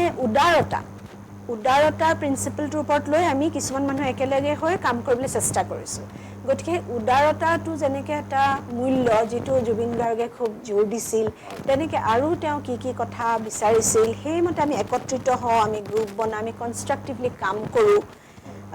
গতিকে তেনেকৈ কৰিলে নিশ্চয় বেছি ভাল হ'ব। আৰু আমি মনটো যেতিয়া সেইফাললৈ লৈ যাম তেতিয়াহ'লে অন্য দিশবিলাক কমি যাব নিশ্চয়। মই আপোনাক ধন্যবাদ জনাইছোঁ। আৰু একে সময়তে মই আপোনাক এটা কথা সুধিব বিচাৰোঁ, যিহেতু আপুনি এগৰাকী লাইফ কোচ হিচাপে বৰ্তমানে কৰ্মৰত হৈ আছে, আপুনি বহুখিনি কাম কৰি আছে। আপোনাক যদি আমাৰ কোনো সদস্যই, আমাৰ কোনো দৰ্শকে আপোনাক তেখেতসকলৰ সমস্যা লৈ যোগাযোগ কৰিব পাৰে, আপুনি আপোনাৰ যোগাযোগৰ নম্বৰটো অনুগ্ৰহ কৰি দিব নেকি? অনেক ধন্যবাদ এইটো সোধাৰ কাৰণে, কাৰণ মই যোগাযোগ কৰিবলৈ হ'লে গুৱাহাটীতে থাকোঁ আৰু গেমছ ভিলেজৰ ওচৰত মোৰ বাসগৃহ, গুৰগাঁৱত মোৰ কোম্পানী, আৰু মোৰ ফোন নম্বৰটো হ'ল 7005205100। আপোনালোকে আহিব আৰু নিশ্চয় আমি একেলগে মিলি যিয়ে তাৰ প্ৰব্লেম সন্মুখীন হৈছে সেইটো একেলগে তাৰ নিষ্পত্তি কৰাৰ যত্ন কৰিম। আপোনাক ধন্যবাদ জনাইছোঁ। আমাৰ অনুষ্ঠানৰ সময় চমু চাপি আহিছে, আমাৰ হাতত কেইটামান মিনিটহে বাকী আছে। মই শেষবাৰৰ কাৰণে আমাৰ পলাশ কলিতা ডাঙৰীয়াৰ ওচৰলৈ আহিছোঁ আৰু কলিতা ডাঙৰীয়াকো মই এই কথাই সুধিব বিচাৰোঁ। আৰু একে সময়তে মই তেখেতৰ ফোন নাম্বাৰটো আমাৰ দৰ্শকক দিবৰ বাবে প্ৰথমেই অনুৰোধ জনালোঁ। আৰু আপোনাক মই সুধিব বিচাৰোঁ যে এনেধৰণৰ আমি ডিপ্ৰেশ্যন বা এনেধৰণৰ পৰিস্থিতিৰ পৰা উদ্ধাৰ পাব পৰা কিটিপ আমাৰ কি আছে, আপুনি সংক্ষেপে যদি কয়। মই একদম চমুকৈ কৈছোঁ। আচলতে আমাৰ যদি আমি এই ডিপ্ৰেশ্যন নিচিনা সমস্যাবিলাকৰ পৰা আমি ওলাই আহিব বিচাৰোঁ, মই জাষ্ট এটা টেকনিক মই দিবলৈ বিচাৰিম যে আচলতে কি হয় যে আমাৰ যিটো ছেল্ফ টক, আমি নিজৰ লগত কি ধৰণৰ আমি কথা পাতি আছোঁ, আচলতে মূল কথাটো হৈছে সেইটো। আমাৰ কমিউনিকেশ্যন 3টা লেভেলত হয়। এটাটো হ'ল কমিউনিকেশ্যন উইথ ছেল্ফ, আমাৰ নিজৰ লগত এটা কমিউনিকেশ্যন হৈ থাকে, কমিউনিকেশ্যন উইথ আদাৰ্ছ, বেলেগৰ লগত এটা কমিউনিকেশ্যন হৈ থাকে, আৰু কমিউনিকেশ্যন উইথ দ্য ইউনিভাৰ্ছ, আমাৰ ব্ৰহ্মাণ্ডৰ লগত এটা কমিউনিকেশ্যন হৈ থাকে। কিন্তু এতিয়া ধৰক আমাৰ কেনেকুৱা হয় যে আমি কেনেকৈ আনৰ লগত কেনেকৈ কমিউনিকেশ্যন কৰিব লাগে সেইটো আমাক সৰুৰ পৰা অকণমান শিকোৱা হয়। কোনটো কথা ক'ব লাগে, কোনটো কথা ক'ব নালাগে, আমাক এইটো বস্তু শিকায়। কিন্তু আমি নিজৰ লগত কেনেকৈ কমিউনিকেট কৰিব লাগে সেইটো একেবাৰে নিশিকায় আমাক। আৰু আচলতে মূল সমস্যাটো তাতেই থাকি যায় আচলতে। গতিকে আমি নিজৰ লগত কেনেকৈ কমিউনিকেট কৰিছোঁ, আৰু যেতিয়া আমি কমিউনিকেশ্যন কৰিছোঁ তেতিয়া আমি কি কৰিছোঁ, তেতিয়া আমি লেংগুৱেজ, তেতিয়া আমি ভাষাৰ ব্যৱহাৰ কৰিছোঁ। যেনেকৈ এতিয়া বৰ্তমান সময়ত আমি কমিউনিকেট কৰিবৰ কাৰণে আমি ভাষাৰ ব্যৱহাৰ কৰি আছোঁ। গতিকে যেতিয়া আমি নিজৰ লগত কমিউনিকেট কৰিছোঁ, আমি কি ভাষা প্ৰয়োগ কৰিছোঁ আমি সেইটো চাব লাগিব। মই যদি মই ধৰক এটা বাক্য এটা যদি মই দিওঁ, ধৰক আমি এই ধৰণে কিছুমান ভাষাৰ আমি প্ৰয়োগ কৰিব পাৰোঁ। যে মই প্ৰথমতে ইংৰাজীতেই কৈছোঁ, মই তাৰপিছত আকৌ মই অসমীয়ালৈকে ট্ৰেঞ্চলেট মই ডেফিনেটলি মই কৰি দিম। চ' আমি ধৰক যদি এনেকুৱা ধৰণৰ এটা চেণ্টেঞ্চ আমি কওঁ যে what ever is the outside situation, I always remain light, stable, relaxed and inspired. আচলতে আমি কিনো বিচাৰোঁ, এইটোৱেতো বিচাৰোঁ। এই চাৰিটা যদি আমাৰ লাইফত যদি আছে, যদি আমি ধৰক স্থিৰ হৈ থাকিব পাৰিছোঁ, আমি যদি অনুপ্ৰাণিত হৈ থাকিব পাৰিছোঁ, আমি যদি ধৰক আমি যদি পাতল হৈ থাকিব পাৰিছোঁ, আমি প্ৰত্যেকে সেইটোৱেই বিচাৰোঁ, তেতিয়াহ'লে আমাৰতো কোনো সমস্যাই নাই। গতিকে যেতিয়া আমি নিজকে যদি এনেকুৱা ধৰণৰ কিছুমান চেণ্টেঞ্চ আমি কৈ আছোঁ যে বাহিৰৰ পৰিৱেশ বা পৰিস্থিতি যিয়েই নহওক কিয়, প্ৰতিটো পৰিস্থিতিতে মই পাতল হৈ আছোঁ, মই স্থিৰ হৈ আছোঁ, মই অনুপ্ৰাণিত হৈ আছোঁ, মই ধৰক মই অতি ৰিলেক্স হৈ আছোঁ। গতিকে আমি এই ধৰণৰ যদি কিছুমান চেণ্টেঞ্চ আমি নিজক মাজত আমি ক'বলৈ আৰম্ভ কৰিছোঁ, তেতিয়া দেখিব যে ধৰক আমাৰ এই বিষাদবোৰ লাহে লাহে কমি আহিছে। গতিকে আমাৰ গোটেই আচলতে আমি কেনেকুৱা ধৰণৰ লেংগুৱেজ ইউজ কৰি আছোঁ, লেংগুৱেজে আমাৰ গোটেই যিটো নিউৰলজি, আমাৰ সেই নিউৰলজি সেই ধৰণে প্ৰগ্ৰাম কৰি পেলাই আচলতে কেনেকুৱা লেংগুৱেজ আমি ইউজ কৰি আছোঁ। গতিকে আমি ভাষাৰ ওপৰত আমি গুৰুত্ব দিব লাগিব। নিজৰ লগত যেতিয়া আমি কমিউনিকেশ্যন আমি কৰি আছোঁ, অকল নিজৰ লগত কমিউনিকেশ্যন কৰা বুলিয়েই নহয়, যেতিয়া আমি আনৰ লগতো কমিউনিকেশ্যন কৰিছোঁ, এতিয়া আমি যিকোনো ভাষা ইউজ কৰিব নোৱাৰোঁ। আমি খুব নিৰ্বাচন কৰি পেলাই আমি ভাষা ইউজ কৰিব লাগিব, আৰু তাৰ ওপৰত ভিত্তি কৰি পেলাই সেই ভাষাই আচলতে মানুহৰ মনত আৱেগৰ সৃষ্টি কৰিব ঠিক একেধৰণে আমি নিজৰ লগত যেতিয়া কথা পাতিছোঁ কেনেকুৱা ভাষা প্ৰয়োগ কৰি আছোঁ আৰু সেই ভাষাই আমাৰ মনতো কি কৰিব আৱেগ সৃষ্টি কৰিব গতিকে আমি সেই ভাষাৰ প্ৰতি আমি গুৰুত্ব দিব লাগিব বা সেই ভাষাটোক আমি থটছ বুলিও ক'ব পাৰোঁ একেটাই কথা গতিকে আমি যদি সেইটো কৰিছোঁ আমি কিছুমান তেনেকুৱা ধৰণৰ যদি আমি কওঁ যে এফাৰ্মেশ্যন আমি যদি তেনেকুৱা ধৰণৰ কিছুমান পজিটিভ এফাৰ্মেশ্যনছ আমি দিবলৈ আৰম্ভ কৰিছোঁ গতিকে আমি এফাৰ্মেশ্যন দিছোঁ মানে আমি কিছুমান লেংগুৱেজ যিটো লেংগুৱেজ আচলতে যিটো বস্তু আমি আমাৰ জীৱনত হোৱাটো বিচাৰিছোঁ সেইধৰণে যদি আমি এফাৰ্মেশ্যনছ আমি দিবলৈ আৰম্ভ কৰিছোঁ আৰু এইটো আমি ডেইলি প্ৰেক্টিছ কৰিব লাগে এইটো এটা লাইফষ্টাইল হ'ব লাগে আমাৰ ৰাতি শোৱাৰ আগে আগে ৰাতিপুৱা বিচনাৰ পৰা শুই উঠাৰ লগে লগে আৰু দিনটোত আমি যেতিয়া কাম বন কৰি আছোঁ নিজৰ কামত আমি ব্যস্ত হৈ আছোঁ সেই সময়ছোৱাটো যদি কেতিয়াবা যেতিয়া আমাৰ মানে ধৰক আমি অকণমান আজৰি সময় পাইছোঁ সেই সময়ছোৱাটো আমি এইবোৰ ছেল্ফ টক আমি সেইধৰণে কৰি থাকিব লাগে আৰু যদি আমি সেইধৰণে যদি কৰি আছোঁ লাহে লাহে লাহে লাহে লাহে লাহে আমি নিউৰলজিকেলি আমি চেঞ্জ হ'বলৈ আমি আৰম্ভ কৰিম গুৰুত্বপূৰ্ণ আৰু আপুনি যিহেতু মোৰ ফোন নম্বৰটো দিয়াৰ কথা কৈছে মোৰ আপোনাৰ ঠিকনা হয় মোৰ ধৰক মোৰ দুঠাইত মোৰ চেম্বাৰ আছে মোৰ জালুকবাৰীত মোৰ চেম্বাৰ আছে মোৰ ঘৰতে মোৰ চেম্বাৰ আছে আৰু লগতে মোৰ আমবাৰী আমাৰ গুৱাহাটী ক্লাব আমবাৰী তাত পিচ চেণ্টাৰ বুলি বিল্ডিং এটা আছে অসম গণ পৰিষদৰ যিটো অফিচ তাৰ ঠিক অপজিট ফালে পিচ চেণ্টাৰ বিল্ডিং গতিকে তাৰ থাৰ্ড ফ্ল'ৰত মোৰ চেম্বাৰ আছে আৰু মোৰ ফোন নম্বৰটো হৈছে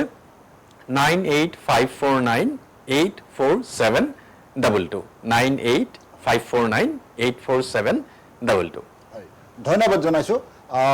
একে সময়তে মই দুয়োগৰাকী অতিথিকে ধন্যবাদ জনাইছোঁ বহুখিনি তথ্য বহুখিনি বিশ্লেষণ আপোনালোকৰ সন্মুখত আগবঢ়ালে এটা গুৰুত্বপূৰ্ণ আৰু বিশ্লেষণ কৰিবলগীয়া বিষয় সন্দৰ্ভত আপোনালোককো ধন্যবাদ জনাইছোঁ এই অনুষ্ঠান ইমান সময় উপভোগ কৰাৰ বাবে এনেধৰণৰ অন্যান্য অনুষ্ঠান আৰু বিশদ বা বাতৰিৰ বাবে চাই থাকিব এনি ভাৰত 24 এতিয়া অনুষ্ঠানৰ পৰা বিদায় লৈছোঁ ভালে থাকিব